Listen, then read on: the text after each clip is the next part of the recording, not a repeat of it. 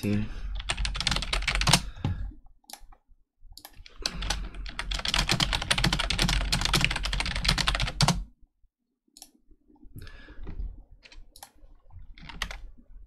Alright. Ermagerd. Hey, what's up? Hey man. Oh, I gotta change my... Wait. Why is Discord sending voice chat to my headphones? What? Hold on. Let me fiddle with my Discord settings. For some reason it's not playing you in my... It's playing you in my headphones.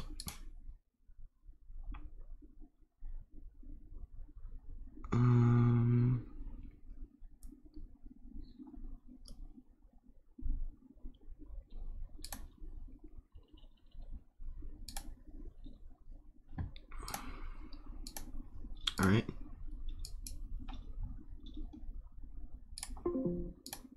Say something? Okay, yeah, there we go. It's all good now.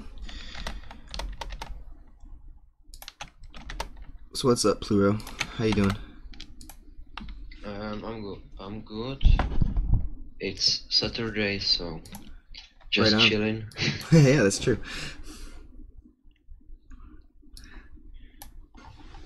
So I'm streaming right now. I got your voice on a thing. I just started the video. Do you want to just tell what your opinion or whatever feedback on the testing it out? I think you already told me, but you want to just say it? Okay. He's like, not I really. can see it on YouTube, so yeah. Now, yeah.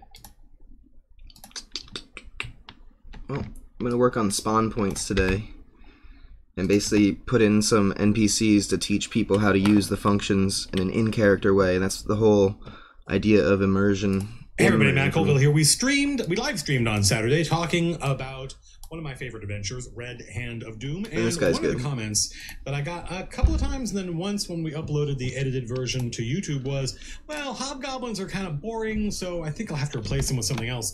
And something that happened between the last stream and this stream was, in the process of figuring out why my camera wasn't working, getting it working again, hey, what's up, man? just plugging it and unplugging it, has made it so that I can record video without blasting myself in light. I did something to the camera. I don't know what. Obviously, I'm not a videographer. I should take a class. I should learn. Oh, this is gonna get so disorienting. This is a great video, though. I'll play it when no one's talking. This is gonna get so confusing. I'm at work. You're at work? Cameras. Ready. Oh, that's right. It's morning over there. You can't talk loud. Exactly. So you got it to work? Yeah. Nice. It's big. Alright. Just realized I need to put something on. So what's your last version? What's my last version? Yes. 3.3. 3.3. I'm looking. Yeah, that was 3.3. This is gonna be 3.4. Because the first test I did was with Gamerflame and Rule 1 like a year ago. It was just us like on an island with nothing you could do. I think I disabled picking items up. We were just running around. Alright, then the second test I did on Christmas where I had the inventory system finally working. So this will be the third test, and then this is the like 5th version of it, because you know you start with 3.0 and then the first update would be 3.1. So this that I'm doing now will be the 3.4.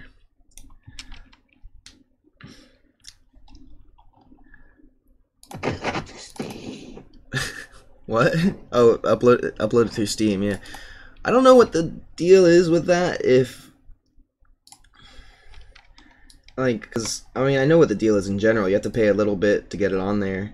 I want to wait until it's like a real, like, because when you put it on Steam, that's like, to me, that's like the release. No matter whether you call it a pre-alpha or a finished game, as soon as it's on there and people can buy it, that's when they're going to judge it. You know, so I don't want to do that until it's like at least like pretty much like a real game. Yeah. Not that bullshit. You know, I'm trying to avoid the bullshit pre-alpha stereotype, you know. That what? I took a lot of time to get a complete game. I'm gonna have to turn you up, buddy. Don't scream anything crazy now, okay? Promise. Alright. What was that? On Ark, they had alpha, Oh god. beta. Exactly. Released. Exactly. Closed alpha scenario. Good call. Good call, Shusky. Maybe I could do a closed alpha on Steam. Maybe. I'll have to look into that. So when I'm traveling this next week, I'll have time to like look stuff up like that. Well, maybe sometime. I might be too busy. I'm trying to find on selection changed. I'm getting really distracted trying to find this. Where is it? Oh no, it's down here. That's right. On selection changed. All right.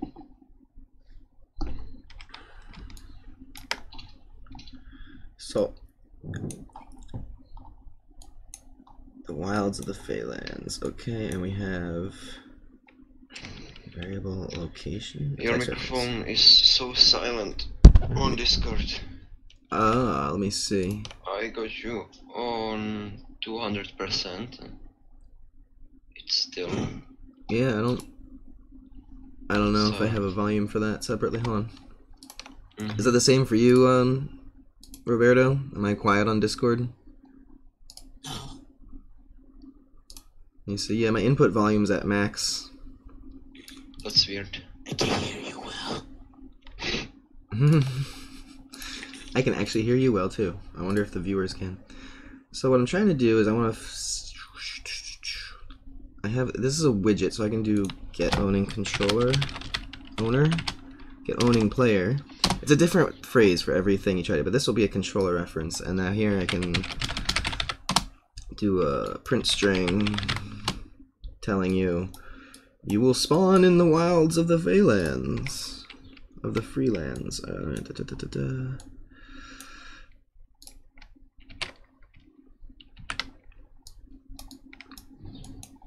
Let's see.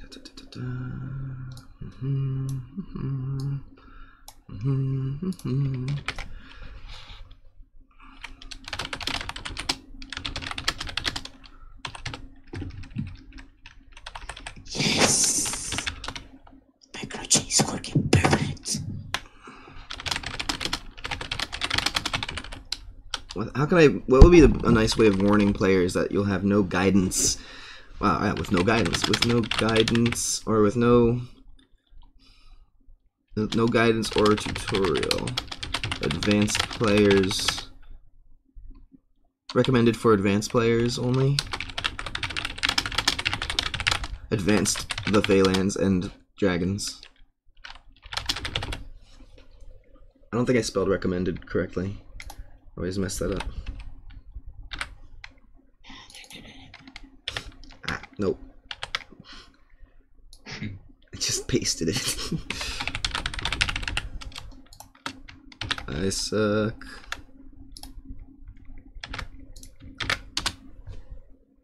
Oh, I finally did it right. I think it's the first time I ever spelled recommend correctly in all my years of writing applications and cover letters. It's the first time I ever remembered one C, two M's. Alright. In the wilds of the Freelands, with no guidance or tutorial, recommended for advanced players only. And I'll do the same thing here, but the Phalanx. Hello! Hello.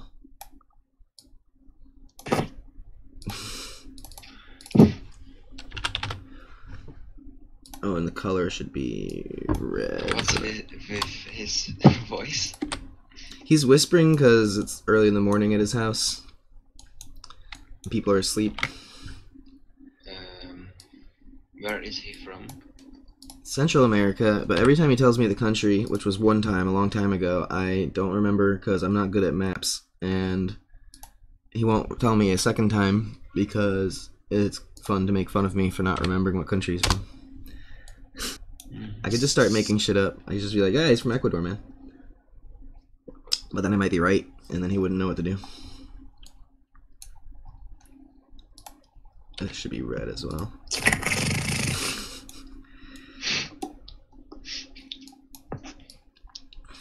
See, it's okay to make those sounds now because there's nobody that would be disturbed by that. Except maybe our viewers. I don't know if I have disturbed viewers. Viewers, are you disturbed? Please let me know by typing #disturbed in chat. Nah, don't do that. This is just getting to be a big mess.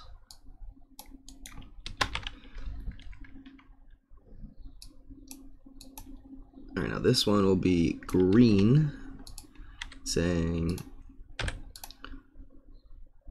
you will start in Highland Crossings of the Feylands with no wait, of the Freelands.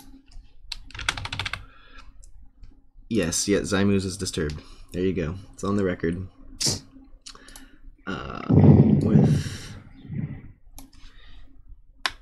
With a tutorial, with a guide, with an NPC tutorial guide.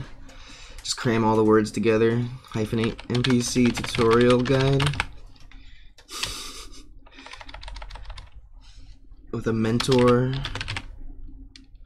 who will teach you the basics. Recommended. Do it again just for satisfaction. Okay. Hey, good morning. See, now we have someone who potentially may be disturbed by the fluttering mouth noises of Roberto. Recommended for new players. I know, I just boop.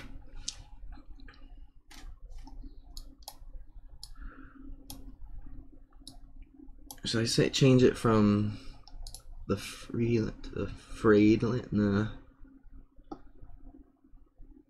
in Imnihil Grotto?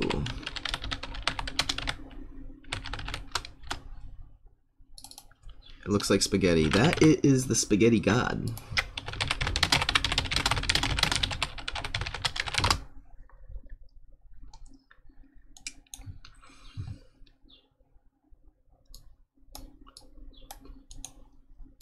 See, I think like the reason I do this sometimes is because I'm a shape-based brain. I have a shape-based brain, so when I see this specific squiggle, I recognize it. I can be like, oh, where's my... oh, it's there. That's the squiggle. Like, I did something yesterday that's just a complete abhorrent squiggle that would probably drive most coders insane, but it works for me because I can see it from distance and be like, oh, that's where I did that thing that goes like, it looks like a Z. You know? Make a little more room on here. But there, now at least we have a little print string warning to say, you know, which town or side you're starting on.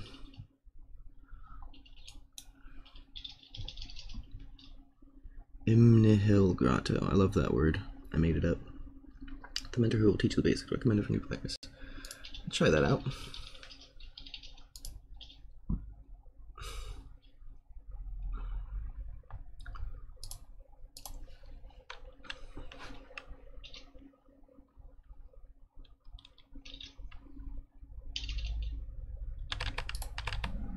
Welcome to the halls of creation.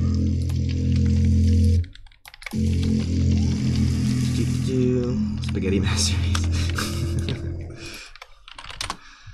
Alright, so let me show you guys something. I've fixed this stuff up, so if I bounce over here without picking a race. You must choose a form.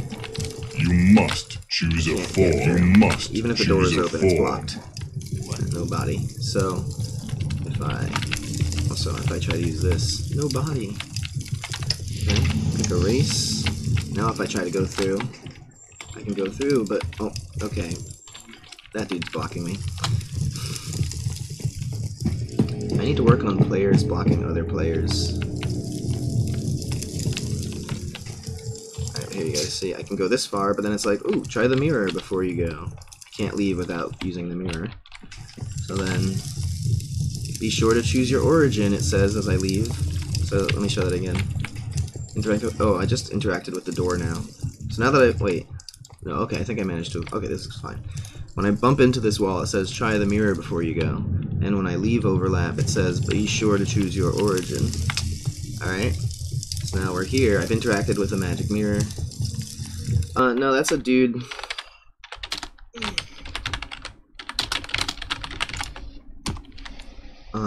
It's like there's another game in work. I don't know, he was just friendly on Slack. Or not Slack, on Real Slackers. Offered some free voice recording for me. Just to get his name out there or whatever. Alright, so let's see how this works out. We'll start in the Imnahil Grotto. Okay, I gotta change that. Okay, this is super large. Okay, I need to make that auto word wrap. Anyway, now as you see it, since I've used the mirror, I can make it through. No problemo. So that's to prevent people from jumping out before. You don't do that too. It happens to me more often than I like to admit. The lights are looking awesome. The lights? Yeah. Yeah, but it's so demanding computer. Yeah, I think it's mostly, it is the shadows, but I was trying to make it look like a Tool concert. Or kind of, maybe I accidentally made it look like a Tool concert, and then I was like, I'm keeping this. So if you turn, like, shadows down, I think that'll help the most with performance. Okay, I went up to 40 here now. Alright, but what I wanted to do was work on... Okay, like, so let me put that back up to Epic, because it's okay. See, it really didn't make too much of a difference, actually. Okay,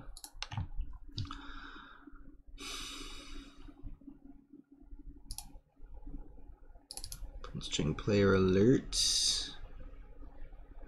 The warning text. We need like a word wrap on this.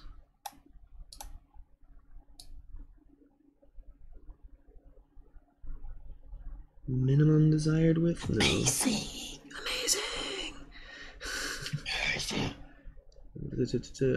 Where is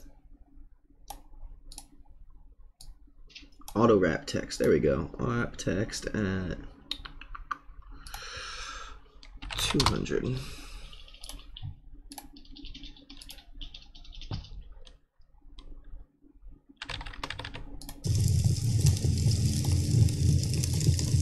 Actually, it was almost at 60 at this size. It all depends on resolution. Inspires you? Sorry, what? Some game that inspires you. Games inspire me, like old school text-based games, like Gemstone 3 and Dragon Realms, for sure. World of Warcraft, Ultima Online.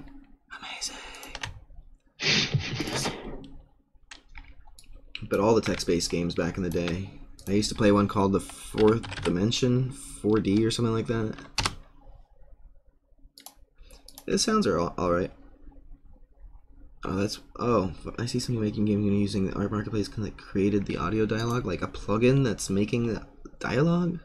That's interesting.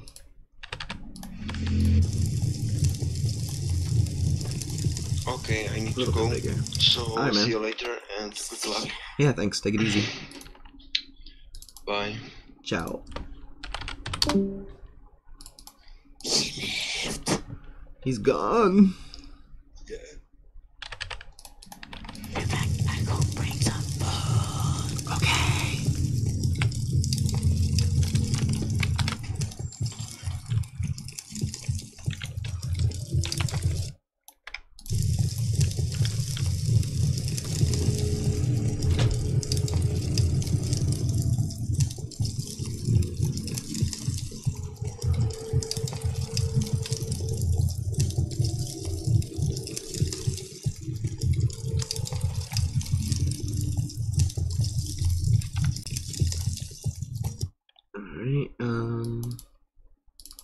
I think 1,000. The Imnahil Grotto.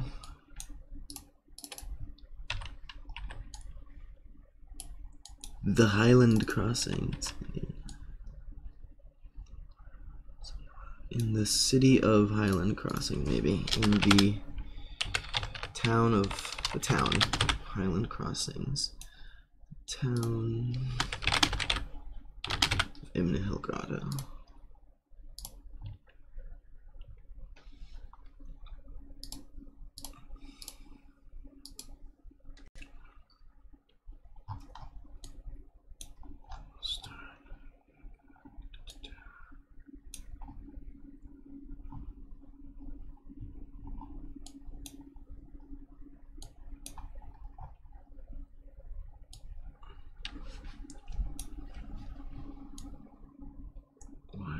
Travelers.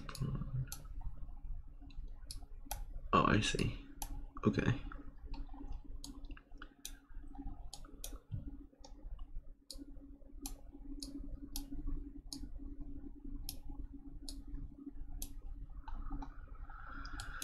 So where did I get Carpenter Spawn?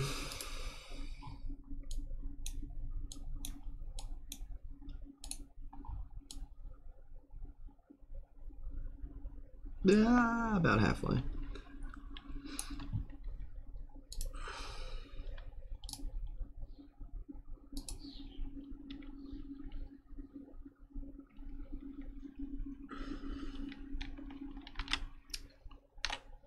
Lumberjack Carpenter. I guess I'll play this now. It's important stuff. I was so excited about the fact that I can record now without just having to give myself a headache every time that I figured, hey, let's make a video quickly. I mean, soon after I learned this, I have no idea if this will be a long video or not. And let's talk about hobgoblins, because actually I think hobgoblins are really cool. And it's, I think, a broader subject into which we'll throw the topic of hobgoblins is, what is low-level play for?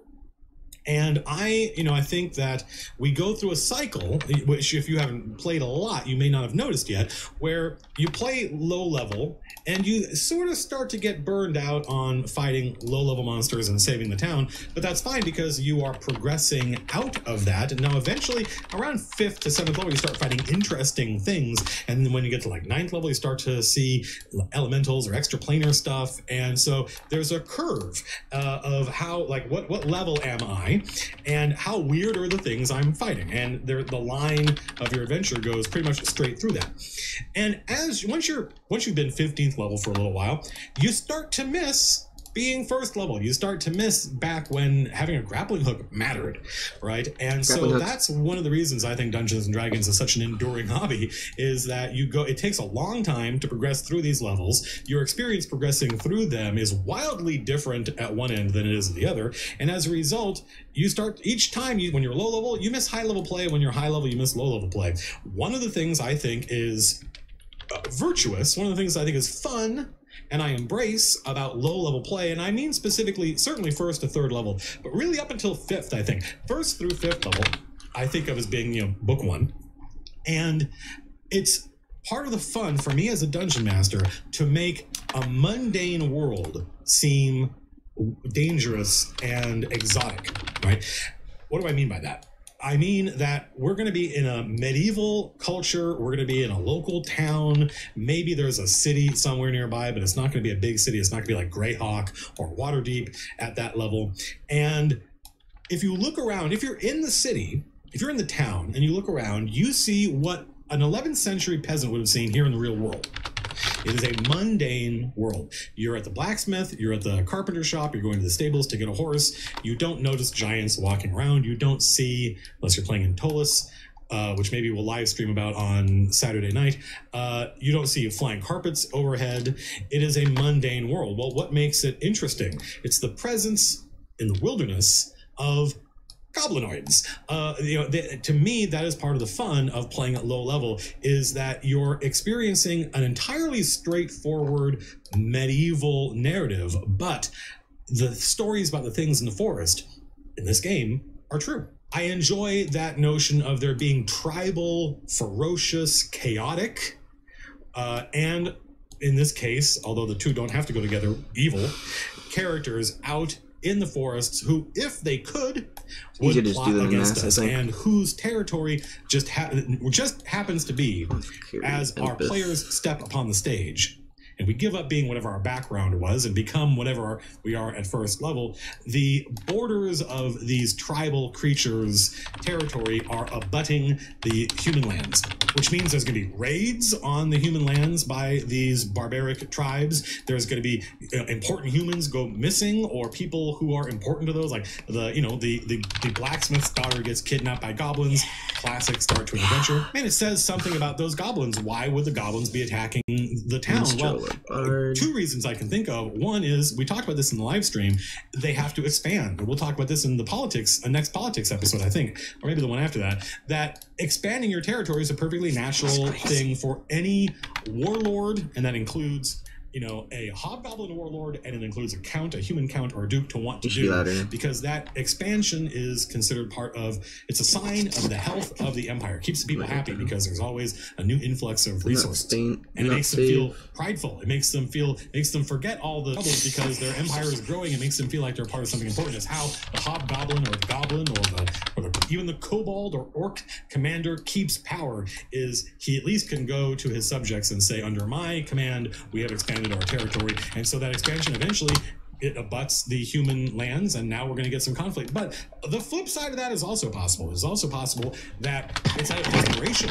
There's something behind them that's worse, pushing them out of their territory, and that would be very interesting. What are they running from? Or they're resource poor. I think this would be especially true for like goblins and kobolds. They're resource poor, and they have to raid the human lands in order to survive. There are 5 creatures I associate with that style of play. That's what we're talking about. We're talking about a certain attitude, a certain personality of a campaign, that low-level play where the wilderness is dangerous, but the town is otherwise mundane and normal. And those are kobolds and goblins, hobgoblins, which is what sort of started all this, bugbears, and orcs. These are not interchangeable, although some of them are related to each other. I just want to touch a little bit briefly on why you might use one over the other. Let's start with kobolds. Kobolds are super low level. In fact, I was talking to Anna, my friend Anna, and she was Alejandro Modesto in my last campaign, and she was Nosa the Barbarian before that, and she's running D&D for her friends now, and she ran the D&D too. She ran the first adventure that I put together in the Cowboy second episode of this series, and she replaced the goblins I put in there with kobolds. And when she can just talk, you don't have to say my name and wait for me to reply. Yep, that was a mistake, because they're really easy to kill. Kobolds are among the weakest creatures in the game. Of the 5 actually, talking about, stop making weird noises, okay? But I still think they're very interesting, because even though they have the lowest armor class, 12, and they have the fewest hit points, 5, and they do the least damage, they are smart. They're not like goblins. Goblins are disorganized and chaotic, but kobolds they have a certain martial tendency, and I think this comes from their draconic heritage. And that makes one of the things I like about kobolds. Kobolds used to be little dog dudes back in the 1970s, but now they're little tiny dragon men. And one of the things that in my game, at least, and I don't know where I got this. I think I got this from some official book somewhere, but I never know how each species is treated differently from one edition to the other. So I think this is from 3rd edition. You tend to get kobolds where there are dragons. If there are dragons nearby, if there's a dragon nearby, a dragon hatchery, a dragon egg, or a sleeping dragon under, sleeping on a bunch of treasure under a mountain somewhere, kobolds might just spontaneously arise. That's interesting to me, the presence of kobolds indicating nearby dragons. By the way, one of my favorite pieces of trivia is that the element cobalt is named after the creature. They found this mineral in caves, and they Jockey will just be the mineral start after title for the it. cave spirits that medieval people thought lived in the caves. And then when they were writing the monster manual back in the 70s, they literally just scrubbed through every medieval boogeyman name they could come up with, oftentimes taking 3 or 4 different names for the same thing and turning them into different monsters, and now we've inherited those. So I like the idea that if you fight kobolds, that means there's something going on. There's some kind of draconic, doesn't necessarily have to be a dragon, some kind of draconic presence nearby. But even though they're weak, even though they're feeble, they are organized in a way I think that goblins aren't. And so they can be dangerous on their own. They have sunlight sensitivity, which means they're even weaker than they might seem on paper. But that actually I think is sort of a red herring, because how often are you going to fight kobolds in broad daylight? Probably going to be fighting them underground in a dungeon or something. They also have pack tactics, and pack tactics is super useful. It gives them advantage on attack. It means they're more likely to hit if they have other kobold allies around, and that is a clue for how to use them. Use lots of kobolds. Kobolds are a lawful evil, which means, from my point of view, that means they are organized, they believe in the virtue of order, and they're going to fight in an organized way, and that's what makes them different from goblins. They are going to use smart tactics. They're going to flank. I'll often give them better armor. I'll give them shields and stuff like that they don't have in the monster manual to make them a little bit more threatening. In almost every other way other than how organized they are, goblins are better than kobolds. Their armor class is 3 better, 15 as opposed to 12. They have 2 more hit points on average, 7 as opposed to 5, and they do a little bit more damage. They do 3 to 8 damage as opposed to 3 to 6 damage for kobolds. And they have one nice special ability. They have nimble escape, which gives them the opportunity to disengage anytime they want to. I enjoy using that. But also, nimble escape, look at the differences in the abilities. Kobolds have pack tactics, so they tend to fight in an organized way. Goblins have nimble escape, which means they tend to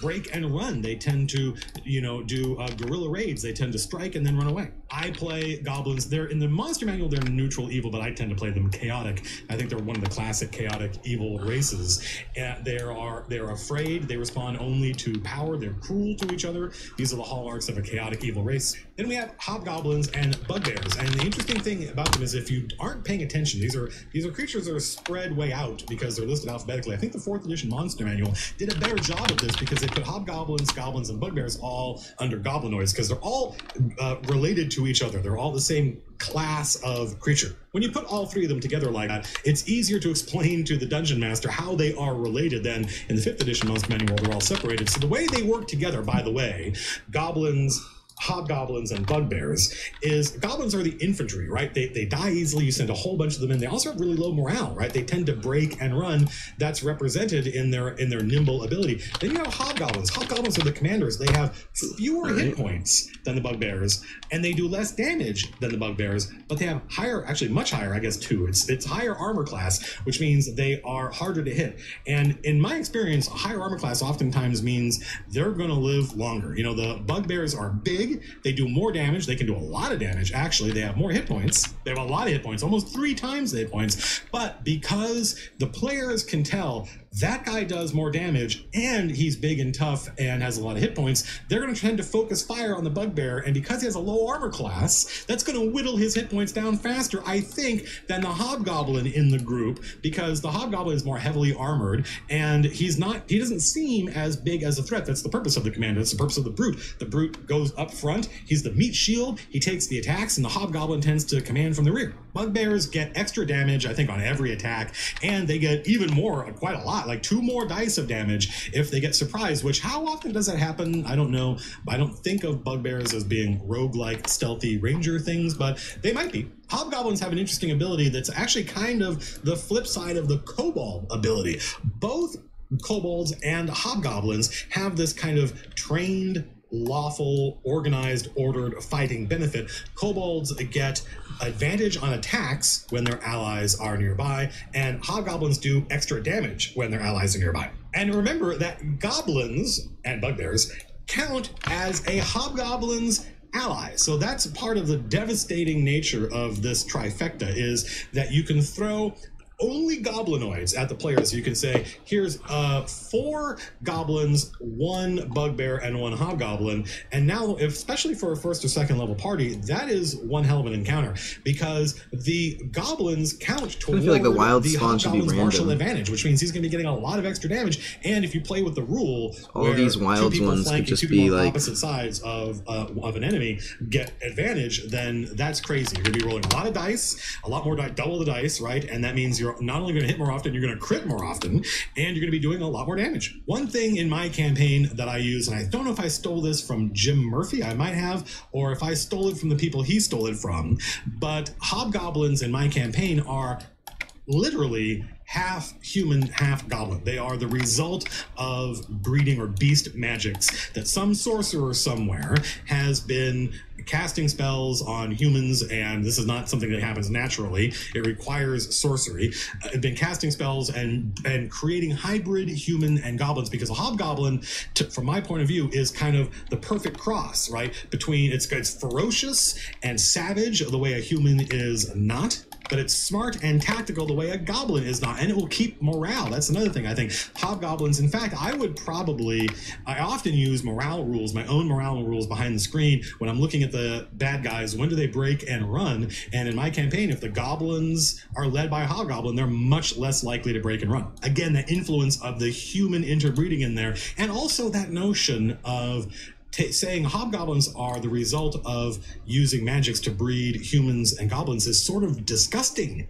It's sort of it's savage, and it illustrates how awful the wilderness is. Stuff like that happens in it, and it's an awesome tool in your arsenal when you're trying to impress your players with how savage and awful the campaign is. In reality, they're not like mind flayers or beholders, they're not that hard to kill, but in the context of we are just in a local town that is otherwise indistinguishable from any medieval village from the 11th century, talking about goblins and hobgoblins and bugbears in this way is really fantastical, and it also is savage and very kind of pulp fantasy that I have a lot of affection for, and is evocative, and it works. I also, you will not be surprised, enjoy giving hobgoblins, to spice them up, abilities from 4th edition.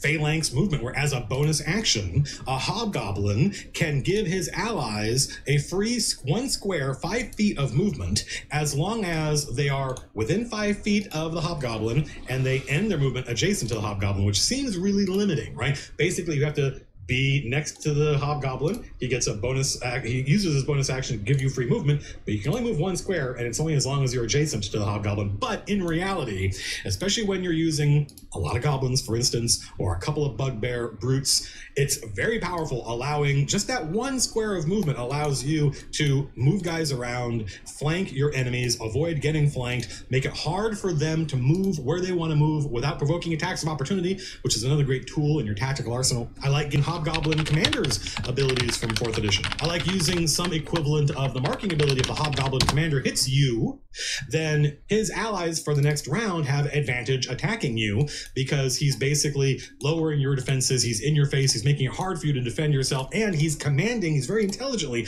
commanding his allies, and they see your confusion, your weakness, and they're capitalizing on it. Give the Hobgoblin Commander tactical deployment from 4th edition, where it's an action, it's got recharge 5/6, which means he can maybe use it twice in a battle, at least once, and all allies within 30 feet get a free movement. I think I rule that it's only up to 15 feet because that's plenty, and that again is it can change the tide of battle. When the players think they've got things figured out and we're going to win, then the Hobgoblin Commander issues this order, and all his men get this free movement. The movement, by the way, doesn't provoke attacks of opportunity. It's only 15 feet, 3 squares, but now suddenly players who were flanking are now flanked. Players who thought they were safe because they were in the back rank are now surrounded, and this, that type of combat, presenting the goblins, hobgoblins, and bugbears in this way can make them feel threatening and exotic and even scary. Not mundane, not boring. These are tribal creatures. They rule by strength and cruelty.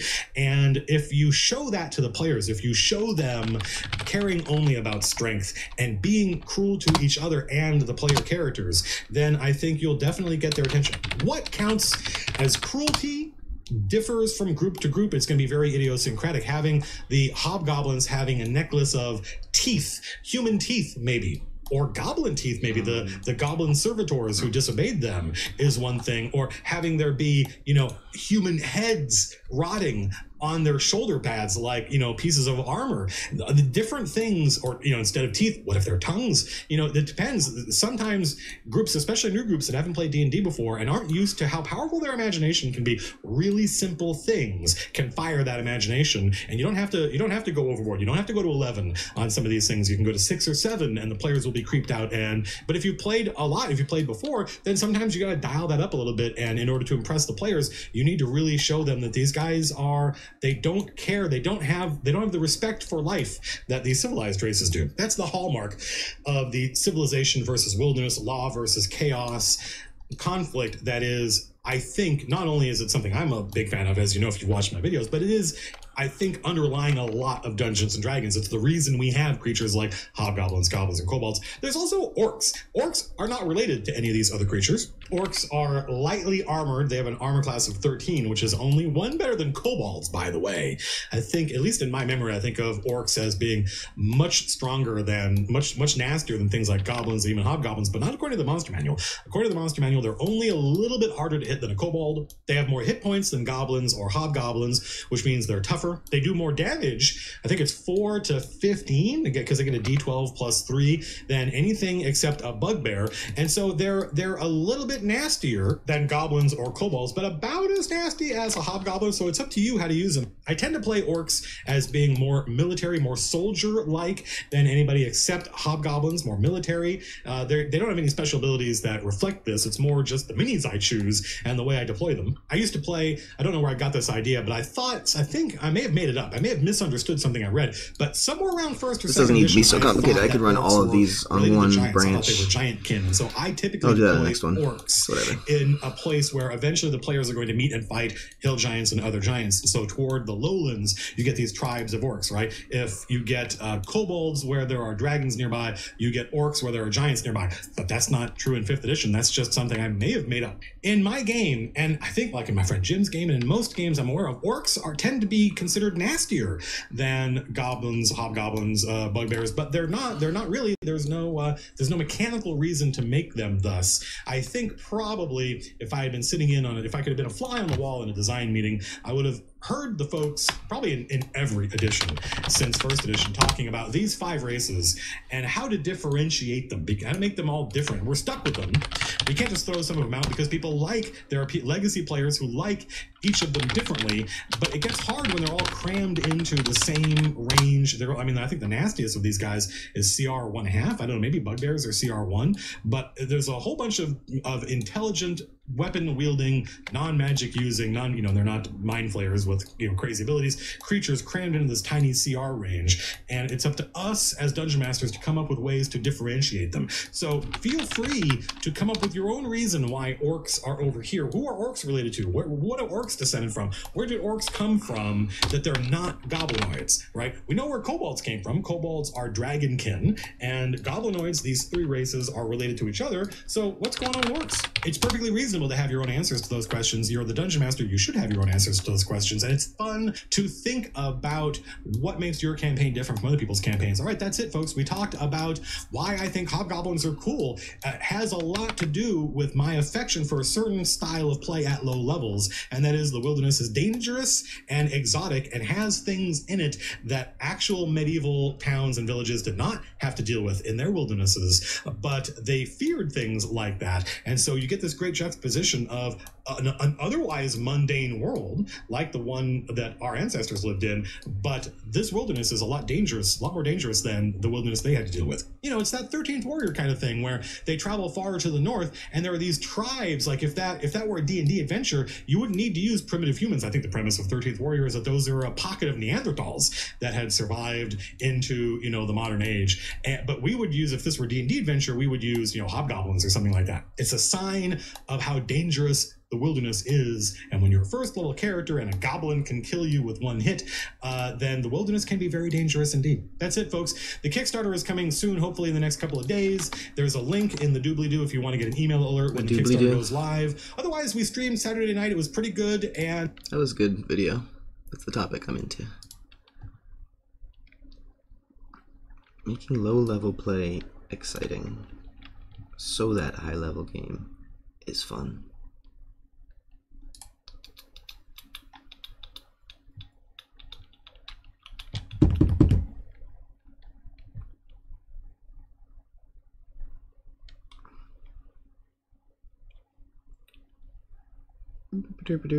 Well, I'm just gonna be right back, man. I'm just looking for something to put on, but whatever. I'll be right back a second.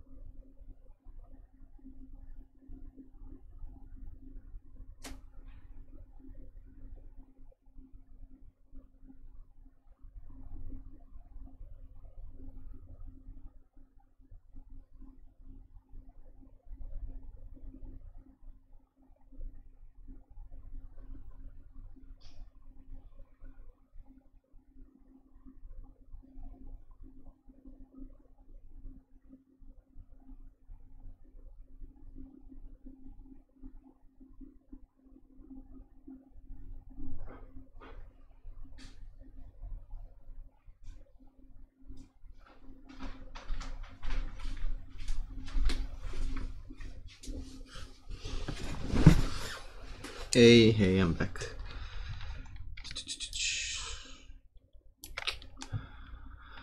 A little content here. The realities of being a rock star.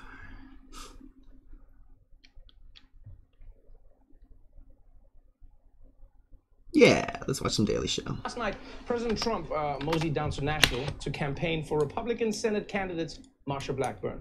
But surprisingly, instead of staying on message, the president spent most of the rally talking about himself. He talked about how he plans to beat Hillary Clinton in the 2016 campaign, and he talked about how great he was for minorities, and then he pointed to a black person in the audience. I guess I'll just do and finally, he laid out his plans for infrastructure. I can do these. We will build new strength into our country. We will breathe new hope into our communities. And we will do it all with these big, beautiful hands. Look at these hands.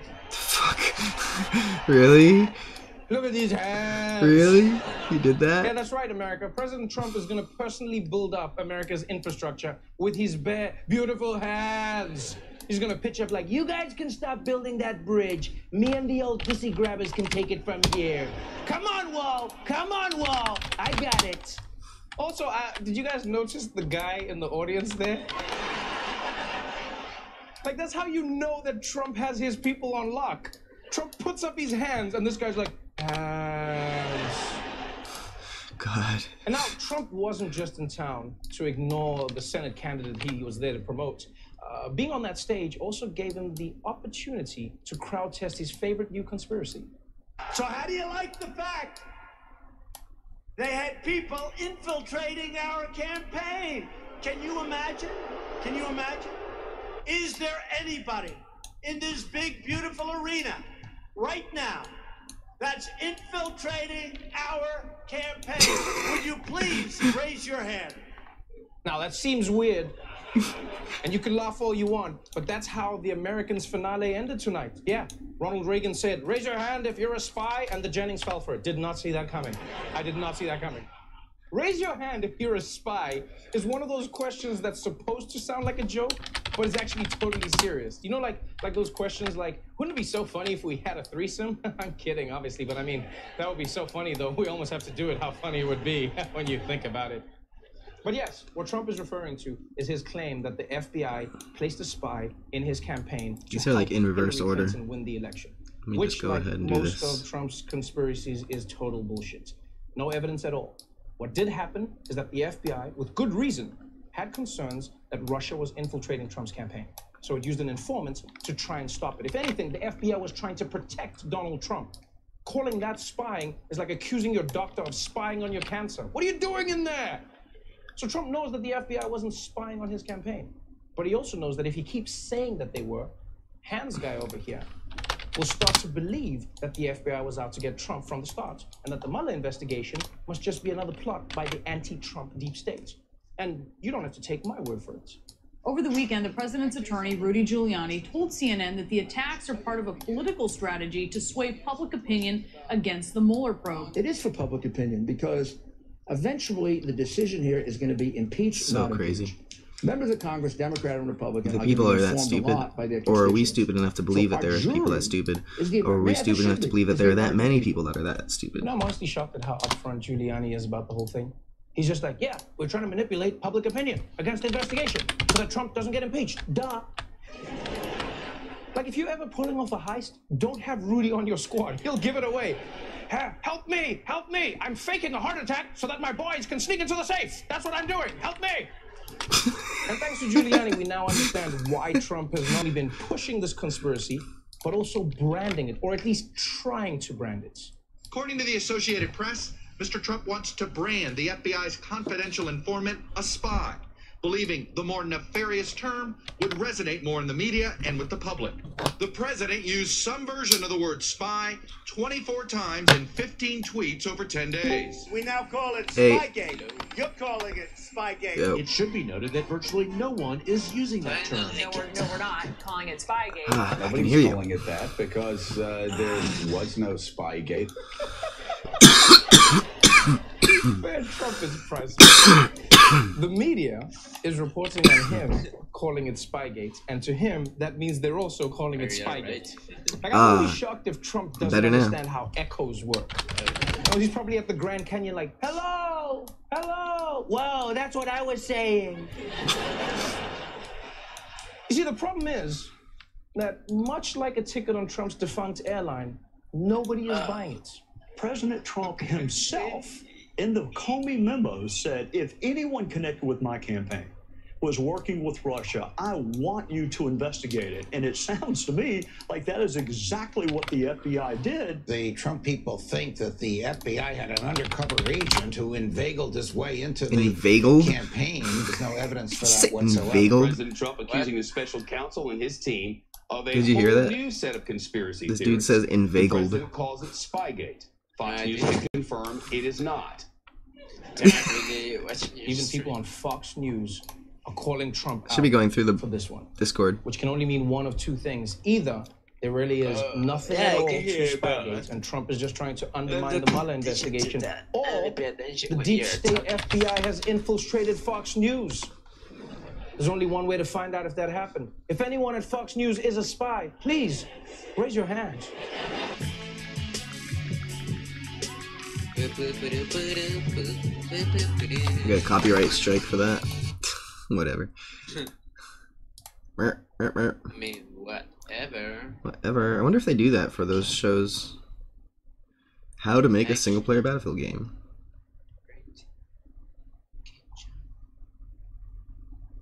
The Undead. Hey everybody, Matt Colville here. Are you troubled by strange noises in the middle of the night? Ladies and gentlemen, this is the Undead video I've been promising you. This started with me just being annoyed that after playing this game for 30 years, I never really bothered to figure out the difference between a ghost and a banshee, or a ghoul and a ghast, or a shadow versus a specter. I vaguely know there's an undead that does. If I'm gathering, it's gonna make the animation. Nice. Yeah, I have to do the other gathering modes eventually and finish tree gathering too. Lots of work, lots of work. X, but I don't remember which one it is. So I figured I'd make a video in which we talk about all these beasties, and in the process, I would learn these things. Do you know how Undead can I make are that when maybe the best bad guys jump by category and in choose D&D, by which I mean you can use them be at able all to levels. If you're a back ranger to thinking normal about what to pick pose for your favorite enemy, until you fall. they nerf favorite enemy in 5th Until you edition. hit the make it ground, kinda do it on crappy. hit. You can be sure that unlike Or I don't know, measure your elementals, momentum, be fighting undead your and so entire once career. your momentum is Sure, close to there are 0, devils and demons then for all you're levels, like and laying probably still. elementals if you throw in methods and whatnot. But classically, we think of demons and That's what I do elementals for some as things. normal people, like a capsule peasants, don't deal in with. my character But that everyone, when all everywhere the has to dispose body of their part dead. And touches in most the floor, and I will be able to turn up. Well, there's gonna be like a delay of 3 or I think 1 complete second before I wake up. What do you think? Yeah, makes sense. Just wait a second and then poop, pop up. Oh yeah, my video game I just did like if you just press you're gonna make a jump, but if you mention pressing you're gonna go up here. I think you go I'm gonna higher. Upper Upper higher. Hello baby. I've been waiting for you. So I'm gonna go off the chat and watch YouTube videos, but I'll be around. Okay. Alright, peace. medieval European fantasy, that means burying them. And that means we can have undead, even at first level. You can imagine any town has a graveyard in it. And your players will sort of give you a pass if you have a necromancer just look ominous and say, rise, rise, rise. Mustn't get carried away. And suddenly an army of undead crawls out of the ground. It's a dramatic way to turn talking to this evil priest into fighting an army of undead, without your players objecting and saying, hang on, shouldn't there be a bit in the middle there? Whereas they might expect summoning demons or devils to be a little more elaborate. Now, this gets to something I talked about in another video. I assume the bad guys have their own classes the players don't have access to. I assume, for instance, a troll shaman has unique shaman class abilities and its own spell list distinct from druids and clerics. If you've been watching my videos for a while, you will not be surprised to learn I have no idea really what those abilities are, but that logic, this troll is a shaman and can do things PCs can't do, is a framework my players accept because it seems reasonable. I should have done these all as functions. Wing it and let the troll shaman do whatever and, I think done is this as dramatic an enumerator and a switch on enumerator. This point of view is supported by the rules. But I suck. There are many different kinds of undead out there, but according to the player's handbook, there's only 2 ways to make them: animate dead and create undead. And they're both pretty feeble. I mean, compared to all the different kinds of undead that are out there. This implies that there must be something necromancers can do that PC spellcasters can't, and this is how we get I could have done this on an banshees ore and wights thing. and Bodaks and whatnot. So I think it's reasonable to conclude that there must be lots of classes out there that PCs don't have access to for balance reasons. I enjoy having necromancers just pull undead from the ground. If you watched my live stream of my previous campaign, Lady Serial, the vampire queen, was commanding a devourer. Where did he come from? She just summoned him. Furthermore, at a dramatic moment, I had her make a fist and sort of like pull, like it took physical effort, a vampire thrall out of the ground. This was a former PC, and the players were pretty unhappy about that, but they never questioned, hey, where did undead Baltair come from? How did he get into the ground of our courtyard 600 miles away from the last place we saw him? They were just upset I had turned a former PC into a vampire. Furthermore, while they didn't like the idea that I, off-screen, turned a former player character into a villain, their objection was based on, hang on, that means we lost a fight, which I'm not sure we would have done. They never questioned Lady Serial's ability to make Tom's character an undead, only whether she had the opportunity. So, undead make good bad guys, and necromancers make good boss monsters.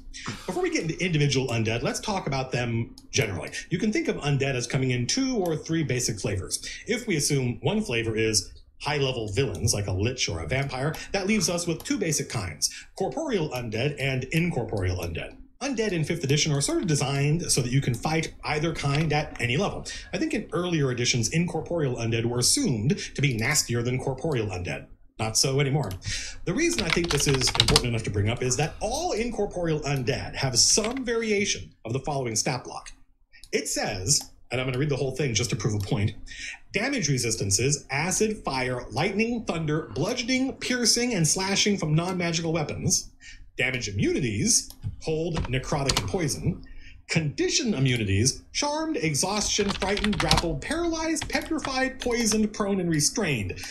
No, I didn't memorize all those. I've got a little teleprompter right here. It's nice that they print this in every single monster block. That kind of object-oriented design means you don't have to go look up what does incorporeal mean every time you run one of these monsters. But it basically boils down to these creatures take half damage from everything except magical weapons. At certain levels, say 5th level and above, you can sort of assume your players have magic weapons, in which case, this is not a big deal. It still means they take half damage from Fireball and Lightning Bolt, but not Magic Missile, but it's not as crazy an ability as it is at lower levels.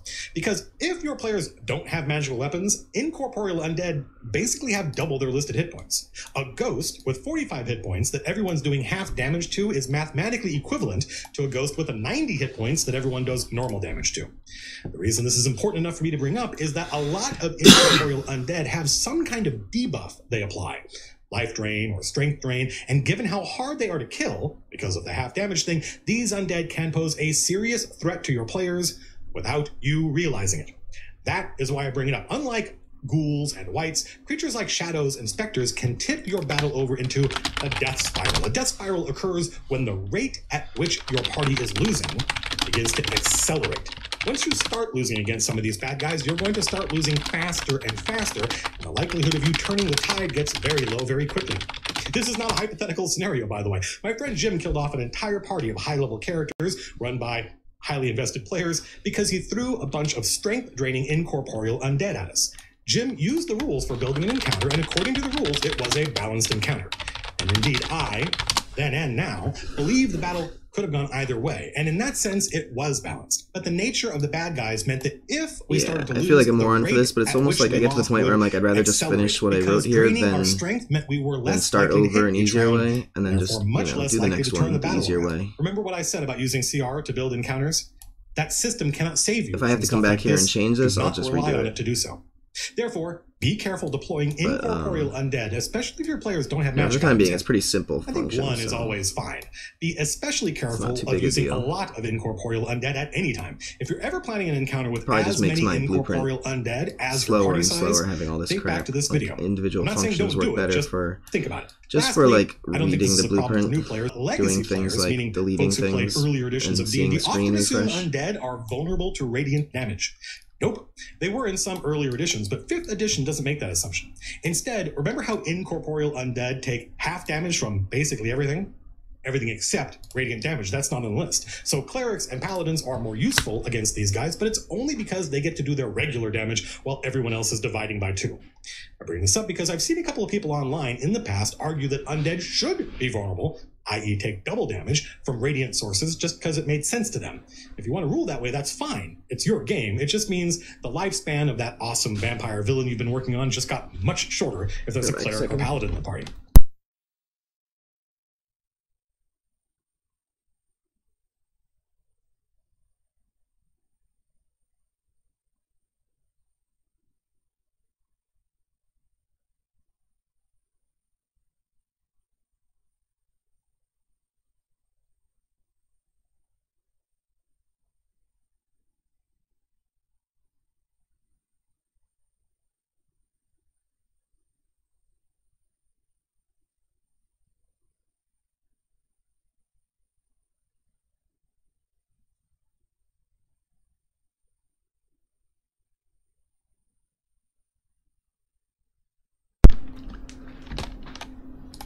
But they're a good place to start. They're basically interchangeable in spite of the fact that they are completely different.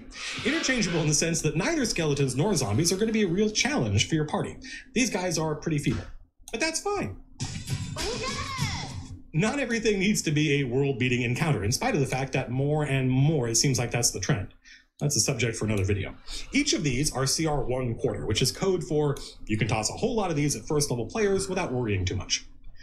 Hope it's clear, after all the time we've spent together, that when I say worry, I mean worry that you've accidentally made an encounter deadly, even though you didn't mean to.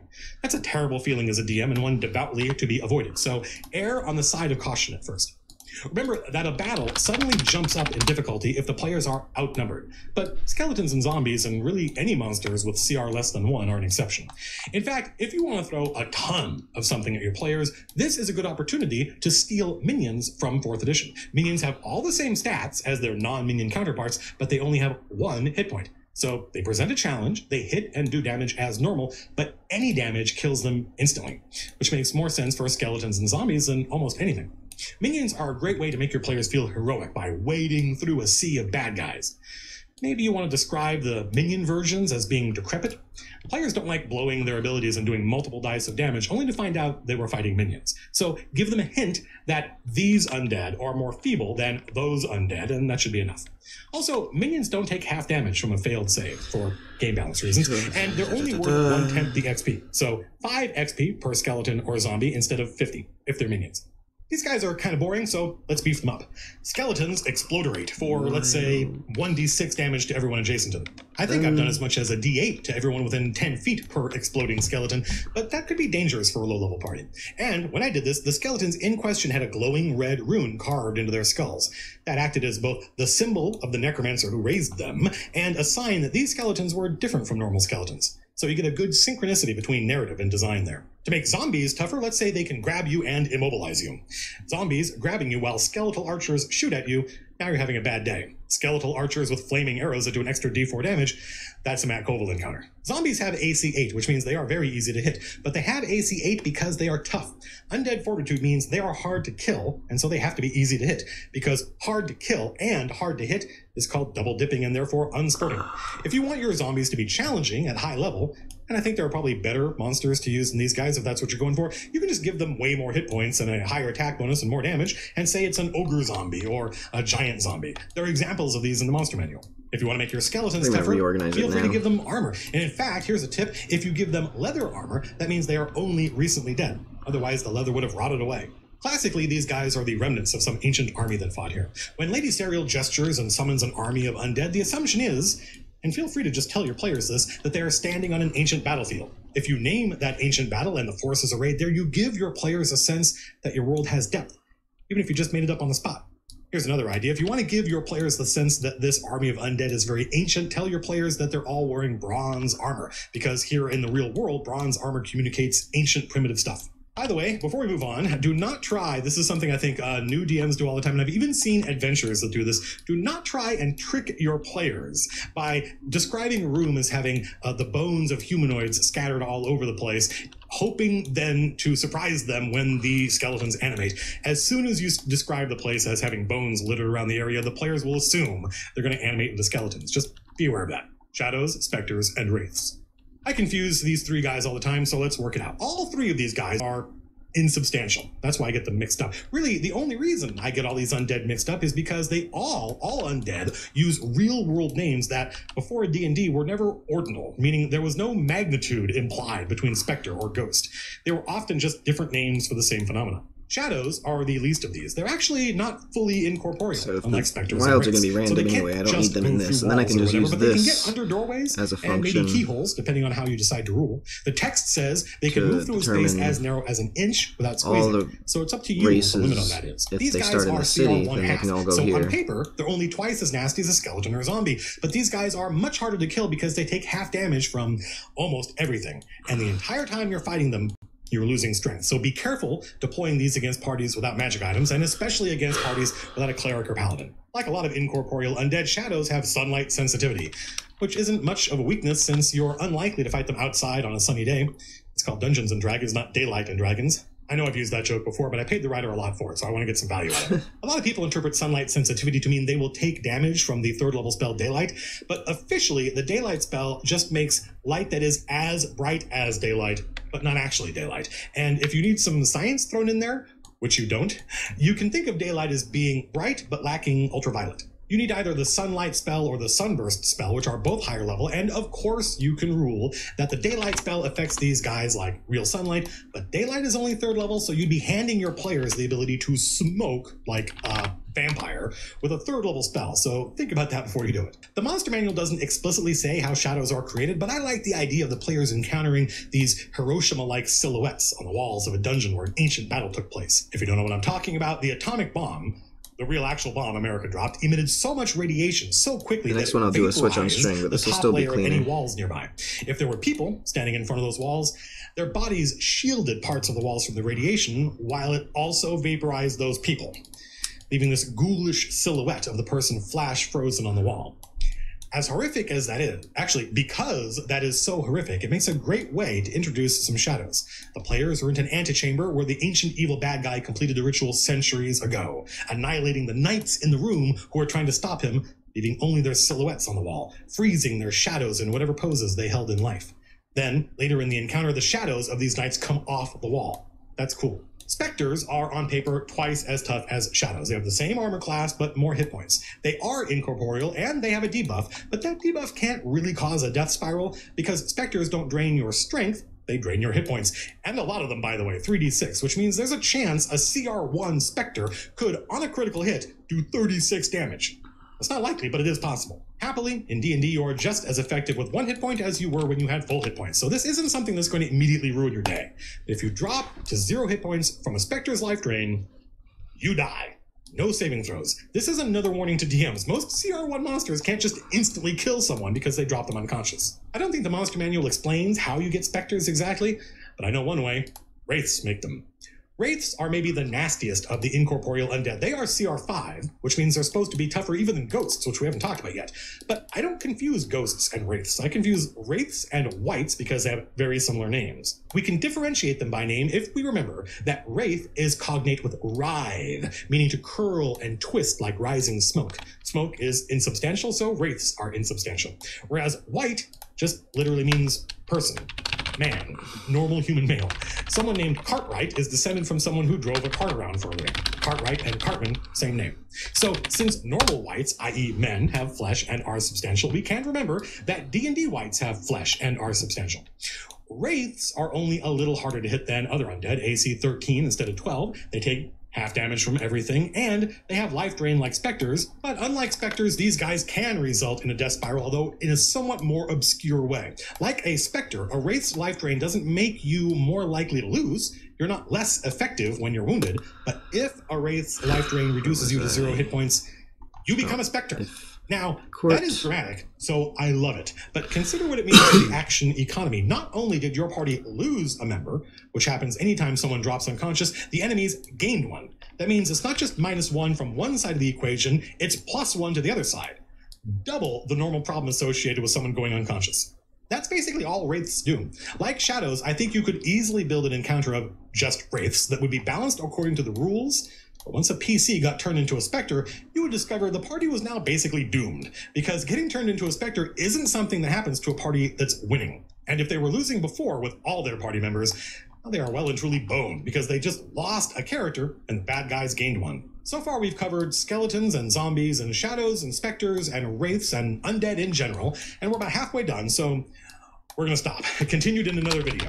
Because the script for this, which I'm reading off a teleprompter right now, is 6,000 words long, which is a long video even by my definition. And the thing about really long videos is that not only do they take a long time to record, they take even longer to edit, and I hate editing. I've mentioned we're doing Kickstarter soon for the Stronghold and Followers book. Not right now, but in a couple weeks. Well, if that Kickstarter does, like, astronomically well, I am literally going to hire an editor. I don't need to add the other wild or random spawns. So the better I can just leave them spawning in the same location on each of these for wilds. Half of the undead video. Although randomized later. The next episode is going to be the second half, but I promise we will get to the second half in the next couple they should all be spawning at the city spawns. The next episode is going to be the first in a new series about how to get started.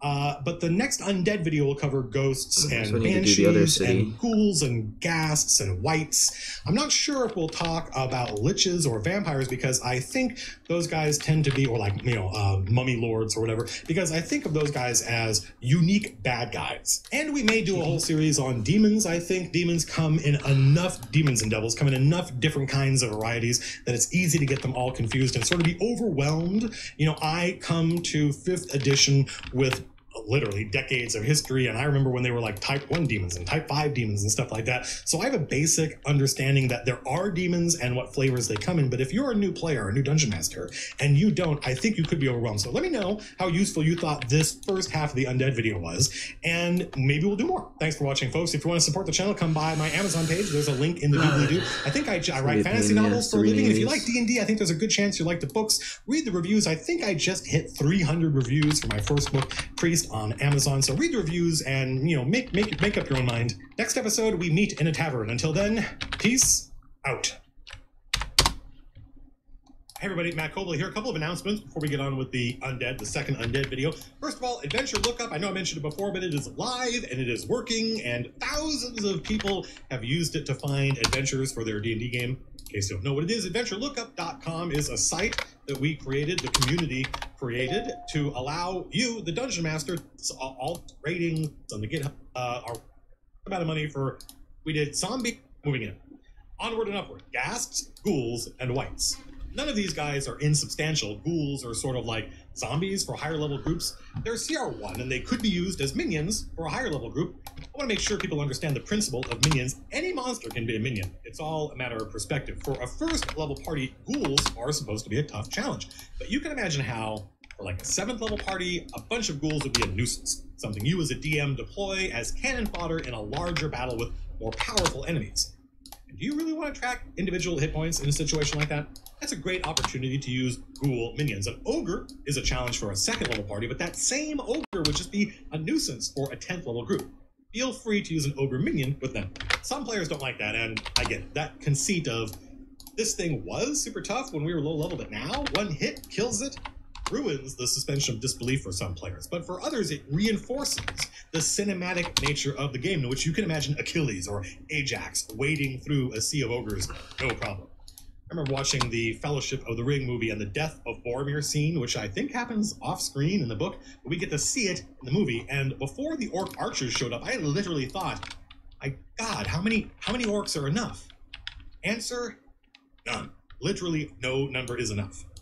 Those are minions. Anyway, back to undead. Like a lot of undead, ghouls are easy to hit, AC 12, and like a lot of corporeal undead, you could give them armor if you want to make them harder to hit.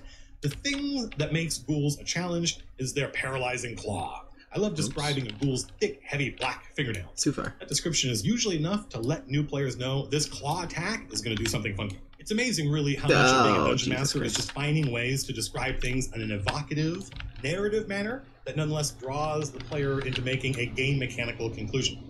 One of the things I love doing. I've always enjoyed giving the players when I shoot with my gun, the objects are taking a very big them boost. to draw their own conclusions.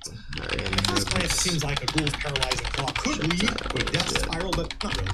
First of all, the players are likely to make it. The DC is only 10, which means that even with no bonus, you've got a 50% chance to save. And like a lot of ongoing effects in D&D 5, you get to save every round thereafter. Actually, it's more than 50% because average on a D20 is 10.5. So 10 means you are more than likely to make it. And we'll do a video, by the way, on dice math for new dungeon masters, because knowing stuff like odds and probabilities and averages is it's way more useful, I think, than something like the CR system. Anyway, I'm not a huge fan of these save every round thereafter mechanics like the ghoul's paralyzing claw, because mathematically that means players are usually only affected by whatever it is for 1 or 2 rounds, and to me that means the players rarely get the chance to deploy any of their other cool tools like Lesser Restoration. That spell becomes a lot more useful when stuff like ghoul paralysis lasts a minute, period. Currently, I play by the rules, but I would certainly consider removing the save every round component of some of these spells and monster abilities. Also, according to the book, ghoul paralysis only lasts a minute. Okay, good. But how do the players know that? New players especially, I love not telling them the durations. How would they know the duration if their characters have never fought one of these things before? Maybe let them make a skill check, religion for undead. But watching the players freak out thinking the paralysis is permanent is fun, especially knowing it's not permanent and their alarm is harmless. Alarmless. Okay, so ghouls are basically tougher meteor zombies who can paralyze you. They can claw, that's a good note. Not both at once. Don't tell players how long effects last a lot for. of damage or potentially like paralyzing, which is sort of a sign to me that they expect you to use a bunch of these guys. Right. So some can choose damage. I got and my others spawns can over choose here, my paralysis. spawns over there. I can play with that a bit Ghasts, now. on the other hand, are really actually nasty. They're twice as nasty as ghouls, according to the rules. Why might that be? Well, they have better stats for one thing. Higher AC, more hit points. They're stronger, they're more dexterous. They're also more intelligent, although ghouls aren't mindless. But it's because they stink. You have to save every round when you're near one of these things, otherwise you are poisoned for 1 round. Saving every round is pretty annoying, but once you succeed, you don't have to save again. Now, we might as well mention that the poisoned condition imposes disadvantage on attack rolls and ability checks, but not saving throws. I think, given that saving throws are based on your abilities, it's easy to conclude that a saving throw is a kind of ability check, but it's not. Attack rolls, ability checks, saving throws, all different. Ghasts are also resistant to the turn undead ability, which is cool, even though there's no obvious reason why they should be. And Sorry. And how to build an encounter with these guys is that ghasts are resistant to being turned, and they make all ghouls within 30 feet resistant as well. So you put, say, 4 ghouls and 1 ghast together, and that's a party. Or 6 and 2 if your players are tough or numerous. That would be a great encounter for tactical players playing on a grid, because suddenly where everyone's standing becomes important when ghasts stink within 5 feet and empower ghouls within 30 feet. Want to buff your ghast? Gotta change it to an actual grotto. It's not a grotto right now. Of their stink. The greater the radius, the harder they are to fight. Also, and this is something easy to miss, elves are immune to ghoul paralysis, but not ghast paralysis. There's a mnemonic trick you can use to help you remember this, and that is just remembering that elves are immune to ghoul paralysis, not ghast paralysis. Not much of a trick, really. Don't know why I bothered to bring it up. Okay, that's ghouls and ghasts. Wights are the other corporeal infantry of the undead and the toughest. Wights are CR3 and natively wear armor and take half These are in damage from freaking non-magical alphabetical weapons. order? So No, these they're guys are the just heavy random. infantry of the undead world.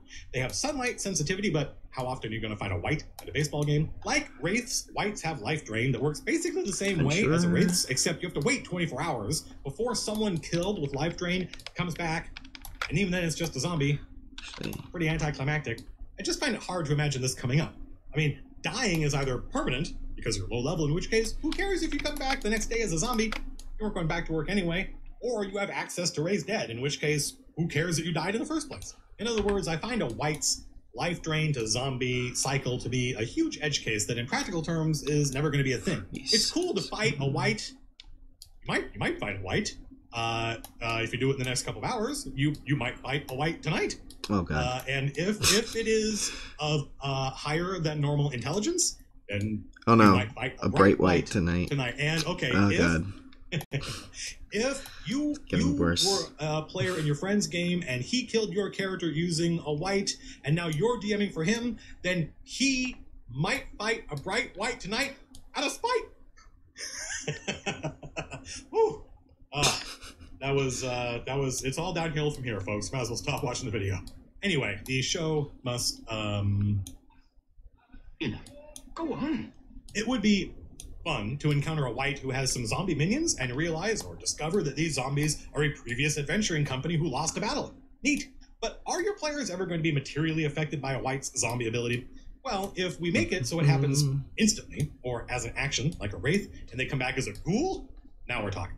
That's a pretty nasty white variation. So maybe a ward XP for defeating a Colville can't white. roll my R's. You know how I like to give my players magic items early? Now you sort of know why. Moving on, banshees and ghosts.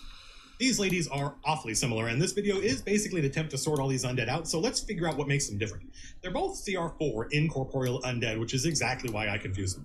Both banshees and ghosts take half damage from basically everything except magic weapons. I always enjoy describing what happens when you use non-magic weapons against an incorporeal undead like this. You could just do nothing and be a dick and do all the math yourself behind the screen without telling your players anything, but typically I think the DM just says, your weapon doesn't seem to fully affect the creature and calls it a day. But it's more fun for me to describe how your sword slices through the diaphanous ethereal creature. It slows as it passes through the ectoplasmic form and the creature's mouth forms a silent scream. It doesn't feel like connecting with flesh. Your enemy seems only partially diminished. It's faded somewhat.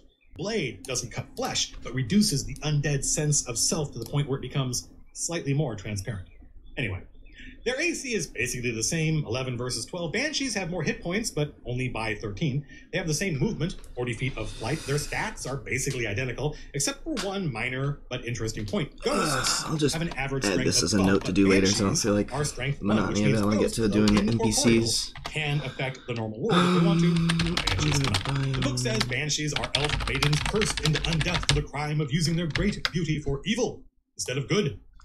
The sheer magnitude of jokes available to me is so vast, I find myself unable to pick one. They both have some weird perception. Banshees have detect life, and ghosts can see into the etheric plane. Banshees and ghosts both have horrifying visage by which they can cause the target to become frightened, run away, or possibly the entire battle. Beautiful, unattainable women who, once you get to know them, reveal their true horrifying nature. That reminds me of a story. Does it now? Oh, it doesn't? Where am I? What day is it? Who are all you people? I wonder if I should extend this But to seriously, block some of folks, those I'm not going to reflections. criticize the game for making both these monsters female in the art and then giving them both horrifying visage because we got bigger fish to fry in this day and age. Just be aware that there's some semiotics going on here and consider making the ghost or banshee a boy.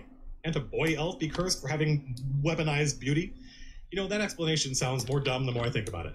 Don't overthink this stuff. Sometimes a cigar is just a pipe. So far, these two are basically the same, so what separates them? They each have one nasty ability. Banshees can wail once per day, and if you fail your save, I don't know about that. you die. Not if you fail your save by more than 5, like a Medusa, just straight up, give me your character sheet, rip. That happened to me, by the way, well, my character, just walking through the woods on the way to an adventure, and a random encounter banshee wailed, and my character instantly died. R.I.P. Of course, this was a wizard of mine who eschewed daggers and staves and preferred to use a weaponized yo-yo in combat. I am not making that up. So, I basically deserved it. In my defense, I was a teenager. I wasn't that young, though. I was pretty stupid. No idea how our DM put up with us. By us, I mean me. So, banshees are a whole heap of bullshit. I don't like the sound of him. He sounds like a whole heap of bullshit. I know I said no profanity, but I feel like it doesn't count when it's the Mighty Boosh. Banshees can ruin your player's day, so use them sparingly. I think this is one of those monsters I try to make sure the players had some warning about, especially if they're 4th level or lower and don't have magic items yet. It's easy to look at the DC of 13 for this and conclude your players are likely to make it, but they all have to save, and the consequence of failure is maximum. So, twice warning there. Ghosts are more interesting because they don't insta-kill you, They possess you, which is neat. It has a lot of opportunities. When the players in my sandbox game negotiated with the ghost of the mayor's husband and swore to avenge him, they earned the title The Revenant Vow, which is still an awesome name for an adventure. Get rid of all the weapons. I can just leave them Later, there for after now. avenging him, he returned the favor by possessing Calorol the Vile at a critical moment and letting the players attack him, which was epic. Possession can be super, super bad because now the ghost is driving the PC's body around and it can do whatever it wants, and there isn't a whole lot the party can do about it. According to the book, the ghost can't use the possessed character's abilities, but I think maybe it can. This is another Colville variation. How often is this going to happen? Bust out something cool. Let the ghost cast spells and use class abilities. Why not?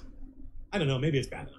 But the point here is this is a huge narrative opportunity. Consider all the cool things that can happen when a ghost possesses a hero.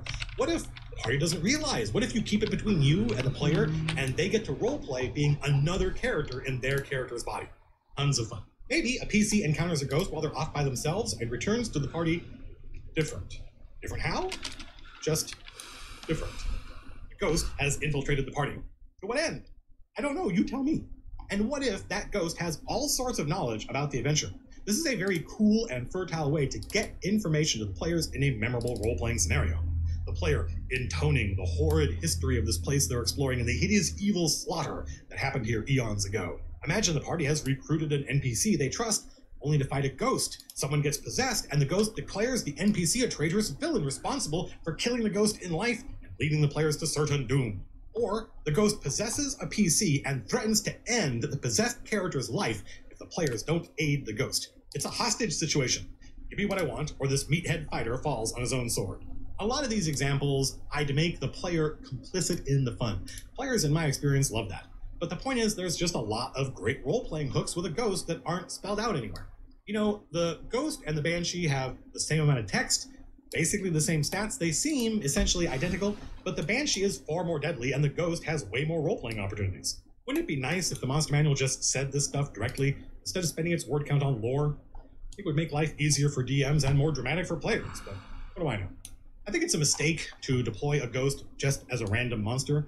Ghosts need backstories, don't they? So tie the ghost to the place and come up with their original name. How were they murdered? This should be part of the adventure. Ghosts and banshees are both intelligent, which means to me they can be negotiated with. Banshees, we're told, are evil, but ghosts can be any alignment. Don't miss the opportunity to make a ghost a character, a backstory. Your players will love Bodaks. This is a beastie found in Bolo's Guide, and it's pretty cool, by which I mean interestingly nasty. You can be nasty without being interesting. That's just hit points and damage output. And you can be interesting without being nasty. Nomad. Why is it going to Nomad first? But the Bodak is both interesting and nasty, and to me, that's pretty cool. It's sort of a cool little variant on its own. I think it's worth throwing into your stable of undead, where you keep your undead horses, obviously. The fluff says it's the reanimated remains of an Orcus cultist, and that's fine, but to me it's sort of needlessly specific. There's some cool stuff about how Orcus knows everything a Bodak sees or hears, and Orcus can speak with a Bodak if he so chooses, but I think it's just as cool to say a Bodak is the remnants of a Vecna cultist, or the result of a failed attempt at lichdom. They themed this little guy after Orcus because he has a couple of cool death powers, make him a formidable enemy.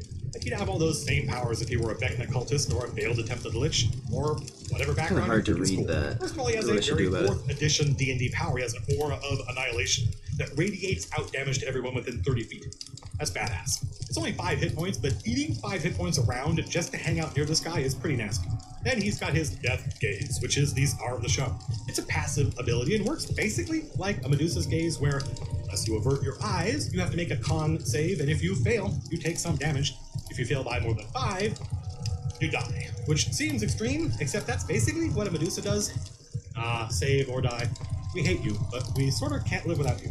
He can punch you for 2d8 plus 1d4, which is pretty meaty for a punch, but it's not going to ruin anyone's day. The Gaze and Aura are his superpowers. He's got an AC of 15, so your melee guys are going to be hitting him pretty often. Bodak Holotype has 58 hit points, which your players will chew through pretty fast, but you can give him up to 90 hit points before you even enter the realm of House Ruin this time. He has no bad saves, really, and he's resistant to just about everything except magic weapons, and he is straight up immune to lightning, for no obvious reason. This is what makes him really nasty for a low-level party. If it wasn't for the resistances and the immunities, I think a 3rd level party could fight a solo Bodak, but if they don't have magic items, they're gonna have a bad day. Like, remember how we used to play D&D? Good times. That kind of day. Against a 5th or 6th level party, I'd expect a Bodak to be one monster in a larger encounter. Maybe the main monster, but not the only one. Give them some shadows or whites to keep the players on their toes. If your players are much higher level than that, I'd expect to see more than one of these in an encounter. Of course, this all depends on your party's magic item allotment. Okay, so we covered ghouls and ghasts and whites, and we covered banshees and ghosts, and we threw in Bodaks for good measure. That seems a goodly amount. There are more undead. There are tons more undead, but there's lots of other stuff I want to cover in these videos, and there are more undead. There are tons more undead, but these are what I think of as the basic, the meat and potatoes undead. Everything else is, I think, more specialized. That's it, folks. That's the second and maybe last, who knows, undead video. We may do another series on demons and devils because there are tons of those, and it gets, I think, pretty confusing which is which and which should you pick for your encounter. But we got lots of other videos to get to before that. I don't know what we'll do next. Maybe the Appendix N video that I've been threatening to throw at you folks for a million years. We still have a couple more episodes in the politics series. Oh, and dice, math, and there's just more settings, you know, doing a tour of the different settings, probably a whole series. Also, I'd like to start live streaming. I mean, before we do our live stream game, I'd like to start live streaming again regularly, and I thought it might be fun to build an adventure together. I don't know when we're going to start that, but come by if you want. If you ever are worried that I'm going to start live streaming and you're going to miss it, that's one of the reasons people follow me on Twitter. There's a link to my Twitter, among other things, in the doobly-doo. As usual, there are no ads in front of my videos because I hate ads. They all have ad block anyway, but if you want to help support the channel, you can come by my Amazon page. There's a link in the doobly-doo. Yeah, something like that. Something on the side that is like, okay, actually, you know, that you have to press something. Coming out. I'm the writer on the. Oh, that may be obnoxious for that to be happening every time with those. By Dark Horse, and in fact, we'll probably do the comic comes out Wednesday, and I'll probably do a short video just talking about the comic for the day of its release. So that's probably the next video you're going to get, but it's going to be really short. Okay, short. All right, folks. Hope the undead videos were useful. Let me know what you think. I mean, literally, I hate it when channels. Let me know what your opinion is. I actually want to know whether or not the undead videos are useful or not, because that will help me judge. Square over here that just stays open for a couple seconds, then just fades out a little longer. That would be nice. Hey everybody, Matt Colville here. We just did 2 videos on undead, so let's use undead as our running example. In this video, let's imagine I had a group of first level player characters and I wanted to throw some undead at them. I choose ghouls because I think ghouls are an interesting low level bad guy, and I can throw a few of them at the players. Ghouls have an armor class of 12. How likely are my players to hit these ghouls?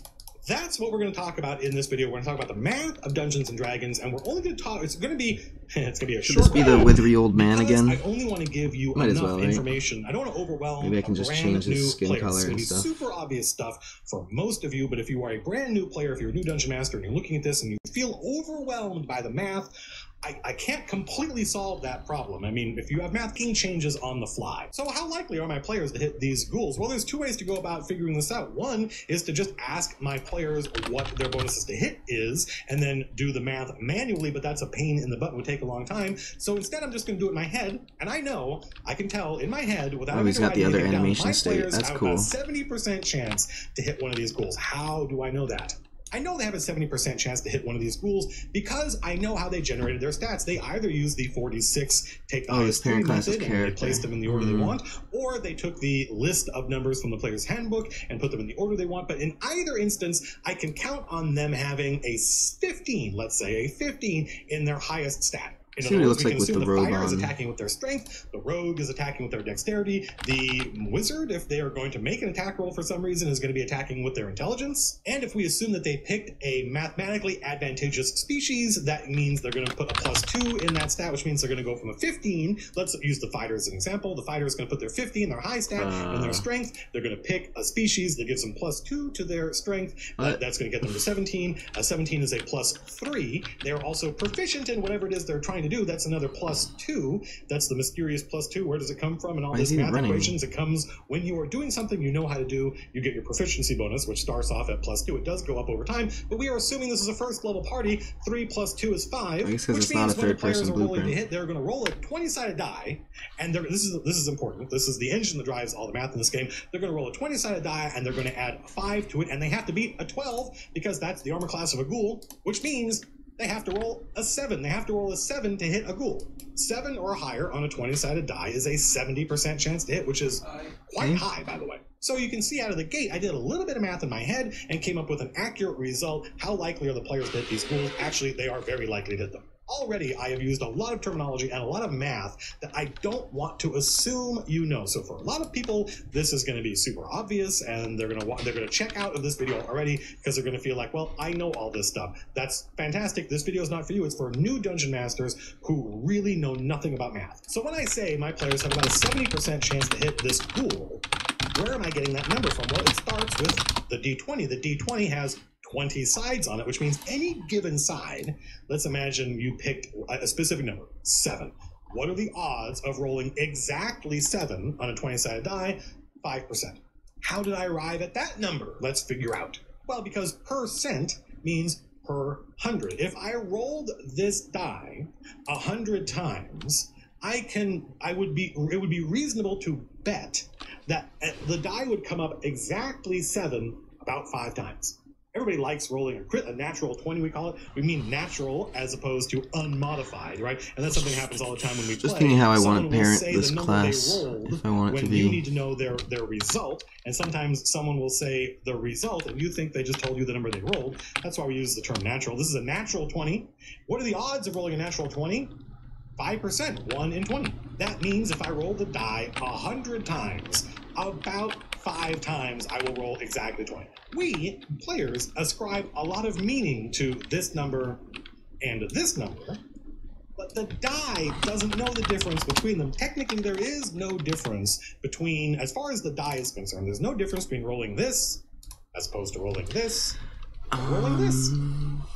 As far as the die is concerned, they're all the same. They each are equally likely to come up. They each have a 5% chance of coming up. But the math in D&D is based on target numbers. If I tell you that this ghoul has a 12 I want it to just be one of these. And you have, +5 to hit, for instance. Just drop and you it figure in. out and you do the math in your head and you're like, I need to roll a 7 to beat it. It's technically 7 or higher. That means you have this whole spread of numbers from 7 all the way over to 20 that will result in you hitting. So we're counting all of these. Each of those is 5%. So if you did the math in your head, you go 5, 10, 15, 20, 25, and you get to 70%. Technically I do want. That's how I know my players have about a 70% chance to hit this ghoul. Let's imagine I want to make this ghoul harder to hit. I could give it armor, for instance. I could raise its dexterity, or I could just say it has thicker than normal natural hide, and I could, using those methods, I could get its armor from 12 to whatever number I wanted. Well, what number do I want to get it to?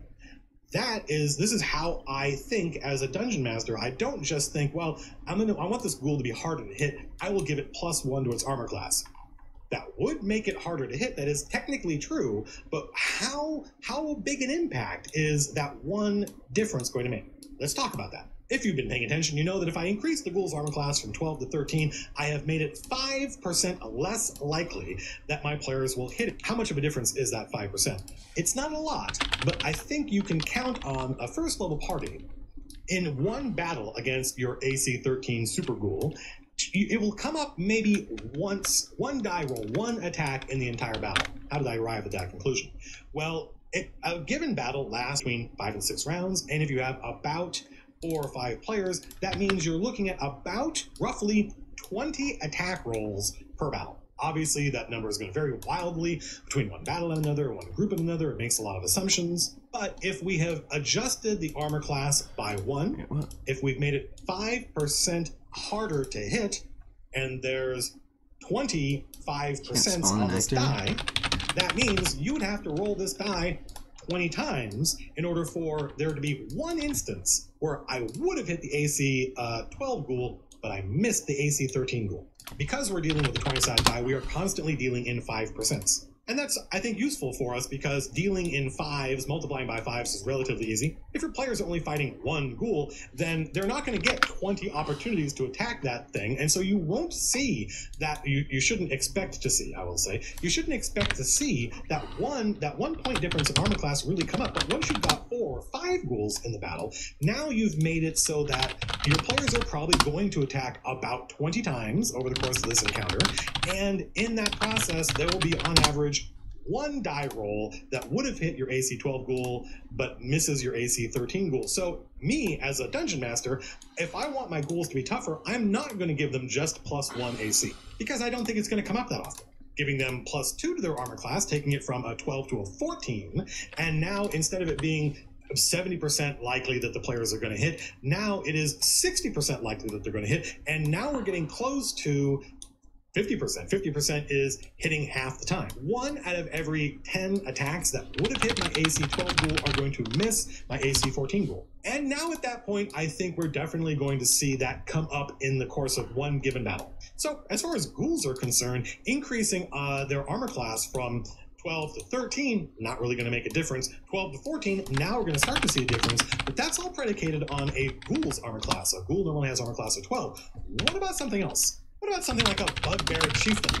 A bugbear chieftain has an armor class of 17. What are the odds of you hitting this AC 17 bugbear? Well, let's imagine you had no bonus to hit. Let's imagine you had a 10 strength and you were using a weapon that you were not proficient with. You have to roll a 20-sided die and you have to hit an AC 17. There's a little bit of a misleading. I think there's a tendency when we first start playing to do the math wrong in our heads because we naturally want to subtract 17 from 20, and that leaves us with 3. 3 times 5, 5% chance for each number is 15. That would mean a 15% chance to hit our bugbear. No, because we win if we equal 17. So we have to count the 17 when we're doing the math. So we don't subtract 17 from 20. We start at 17 and count up 17, 18, 19, 20. There's actually a 5, 10, 15, 20, a 20% chance to hit our bugbear with an unmodified roll. Players probably aren't going to be using unmodified rolls. They're probably going to be plus 5 to hit. Plus 5 to hit is a plus 25% chance, which means now they've got a 45% chance to hit, right? I haven't even really figured out what the target number is in my head. I've just taken the 20% that they need from an unmodified roll, 17, 18, 19, 25, 10, 15, 20%. That's the foundation of player-based quests plus here. 5 to hit on their die I'm just roll, gonna 5, 10, basically 15, make 20, 25. 25 and 20 NPCs is are going to be 45%. basically They have a on 45% player chance to hit. pawns that 45% chance to hit is less than are just 50%, which chilling in means the they're world. going to be... Here's what that means. I just want to help you internalize this. Even though it may seem like a 45% chance to hit is I wonder if still it'll pretty save it beefy, and load still it pretty meaty, properly, and or if not I'll have that to put far like away from a is world 60% chance NPC to hit. first, or 45% if it'll chance keep to hit loading and does saving mean and spawning your extras. players are going to be missing most of the time. A 45% chance of hitting means a 55% chance of missing, and 55% I've got the is map open. more I than compiled half. third-person So blueprint. that is something to keep in That'll mind be a when you're while. dealing with translating the math of D&D into player I will psychology. be back in a bit. Players don't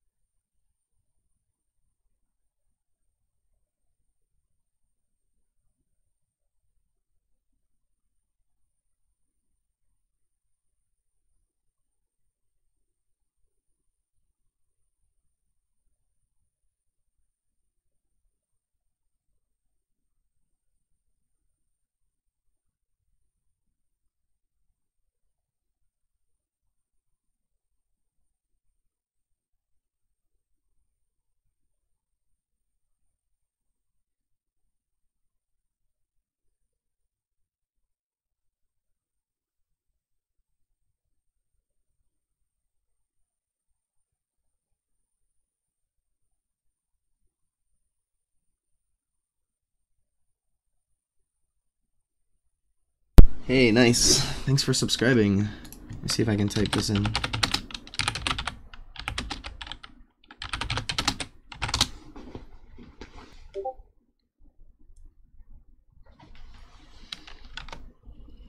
Nope.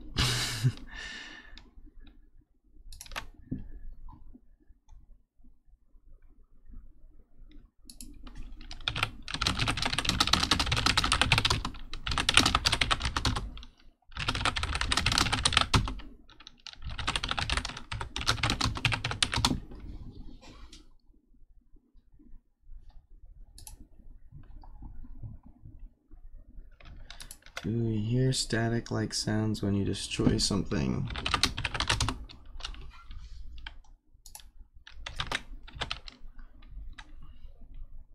Still compiling. Well, I gotta get some more coffee. I mean, I might as well. I'll be back again in a couple more minutes.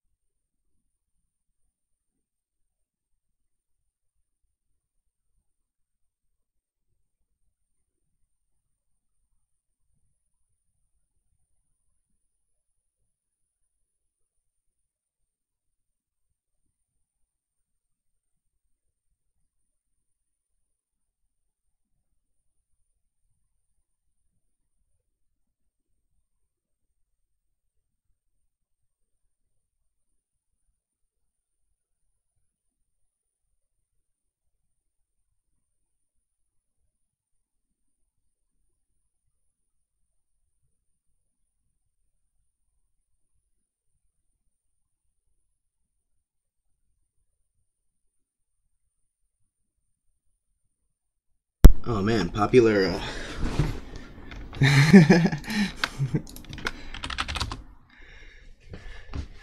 How's my blueprints grid in 720p? What do you mean? Is it because it's like only a portion of the screen? Is there some way I can give you more of the screen here?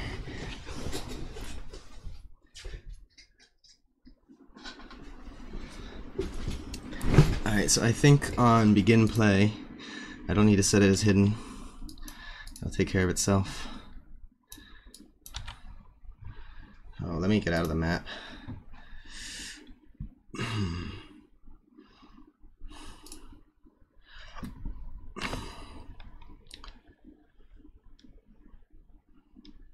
Yeah, I'll come back to the map. Hey, good morning, man. Whew. Just went for a walk. It's like Florida outside. It's very hot and humid.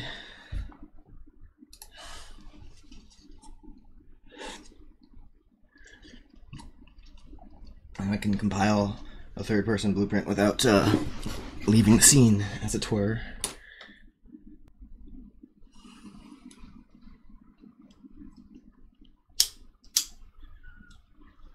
I like that name, Aureliath. What's the IGD stand for? And where's Aureliath come from? Is that an RPG name? Is that an RPG name? Is that the RPGs? Nah, that doesn't work. I heard you playing one of those, the RPGs. Is that the RPG name? No, it doesn't. It's too many words.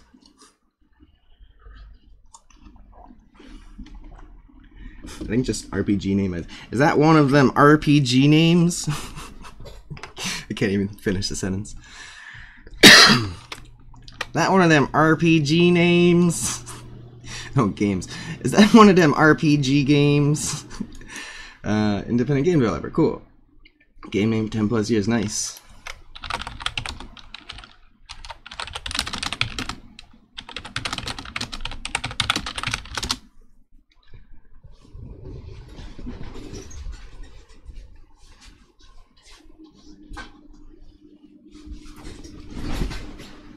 Aurelia. Sounds like a guild or something. So let's see, I'm gonna need a... Let's make a category for these.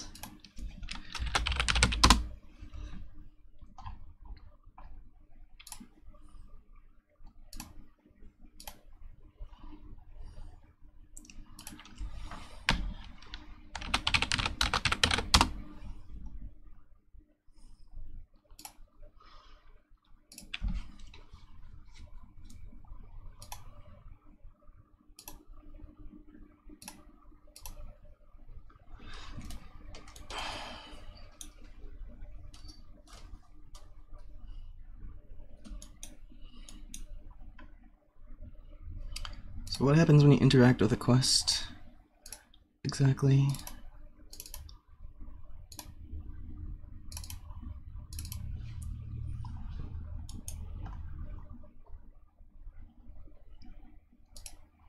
Conversation widget, okay.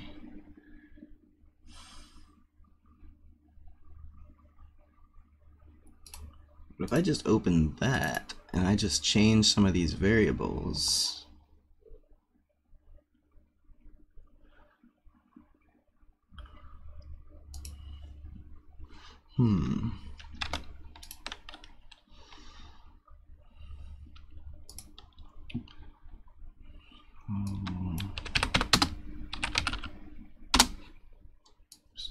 widget.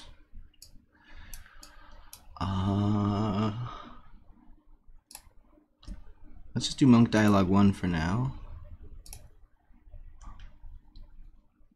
Just to see if this works.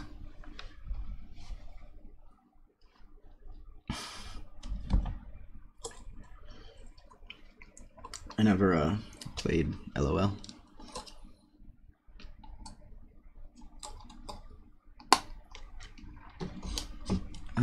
I feel like I need to open the map again and just plop him in there just to see if this works, but that's a lot. Maybe I can continue working on it first.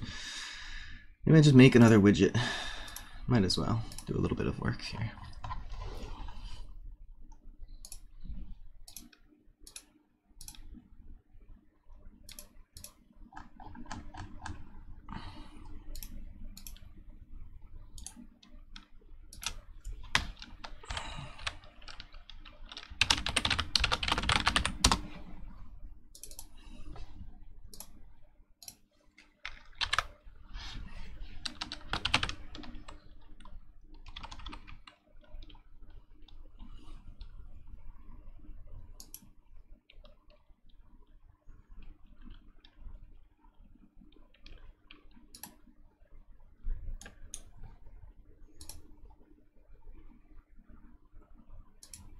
Oof.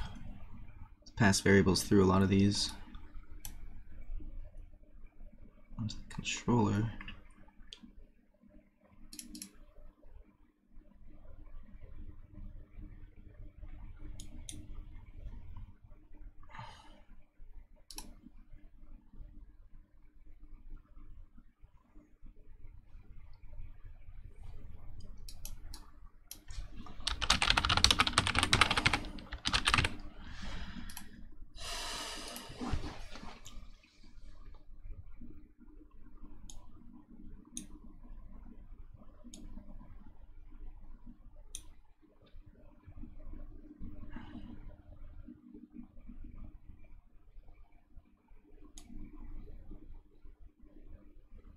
I would have to be a parent of something to pass that through. It's not necessary for now. I don't need to go crazy. Maybe I should make it a child of that though.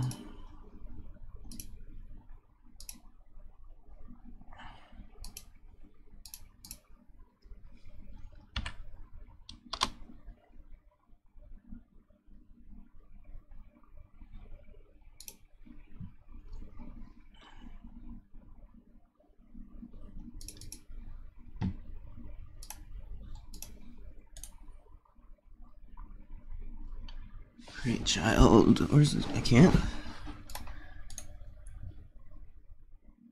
Oh shit. Can't do child blueprints of widgets. Oh, asset actions. No.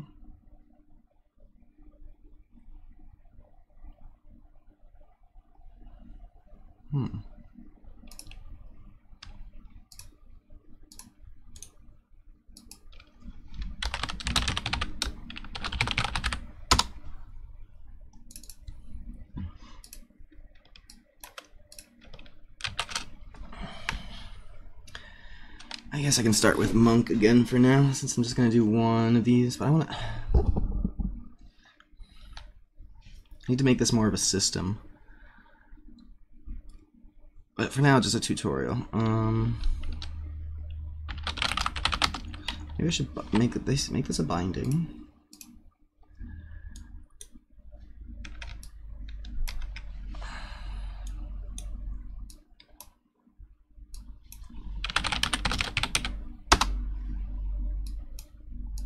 I don't need to. I know I can do this later.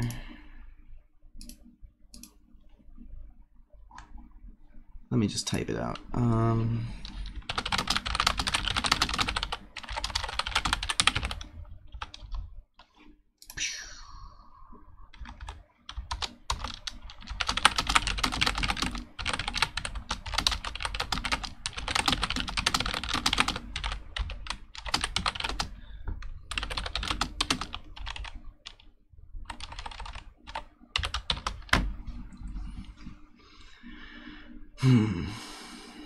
Nah, I need to pick an origin to start with and actually start writing these in character.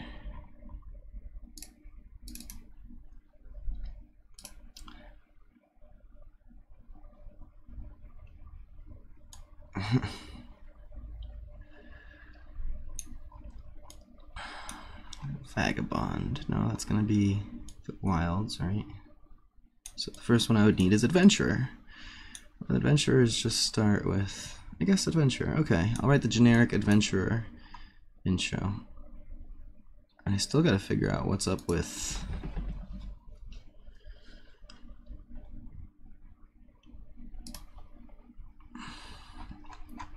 the nomad thing being chosen by default.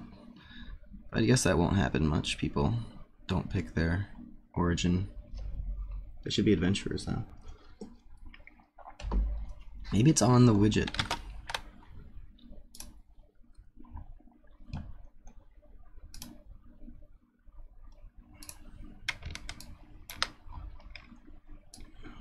So if an option's blank. I guess it's not that.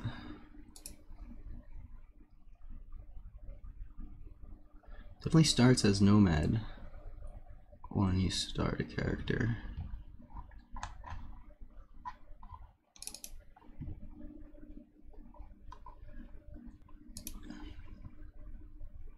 they all say adventurer to start with. So why is it picking nomad? Maybe I should look at when you mouse over.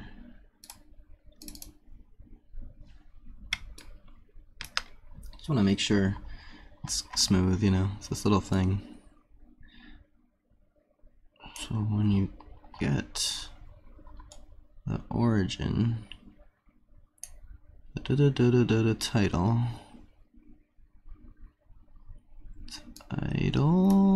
to lower, it's coming from displayed title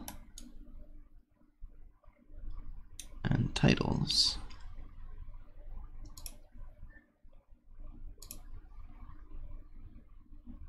Displayed title should be adventure. Where is it getting nomad from? It's so weird. Maybe on this first save. New player, load new player. Description, ethereal, free spirit.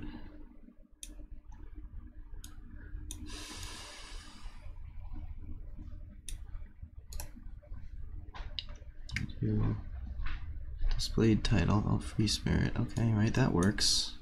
It's when you go over the race creation thing that it does it. Load save character.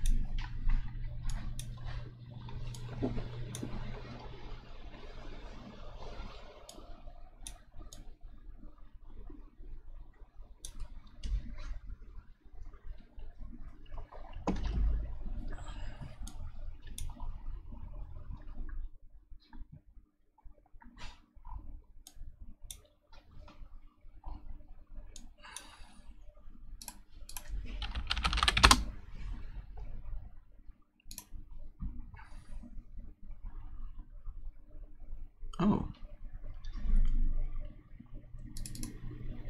Some default values I can check. Nope. Equals nomad. Nope. Okay. Displayed set member nomad in main map. Here we go. Displayed title nomad. That's what I was looking for. So members for the map, but there's 4 of them. I feel like that's gonna be the normal ones.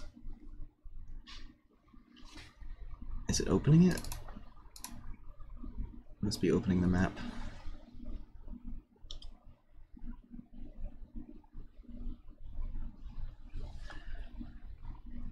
That's it. I found it at least. Shit.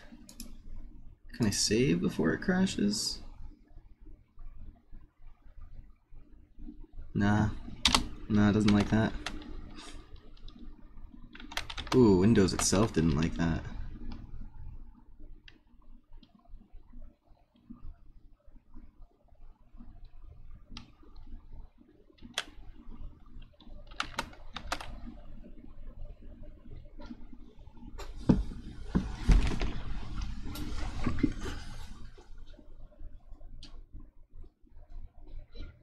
Am I gonna have to restart it?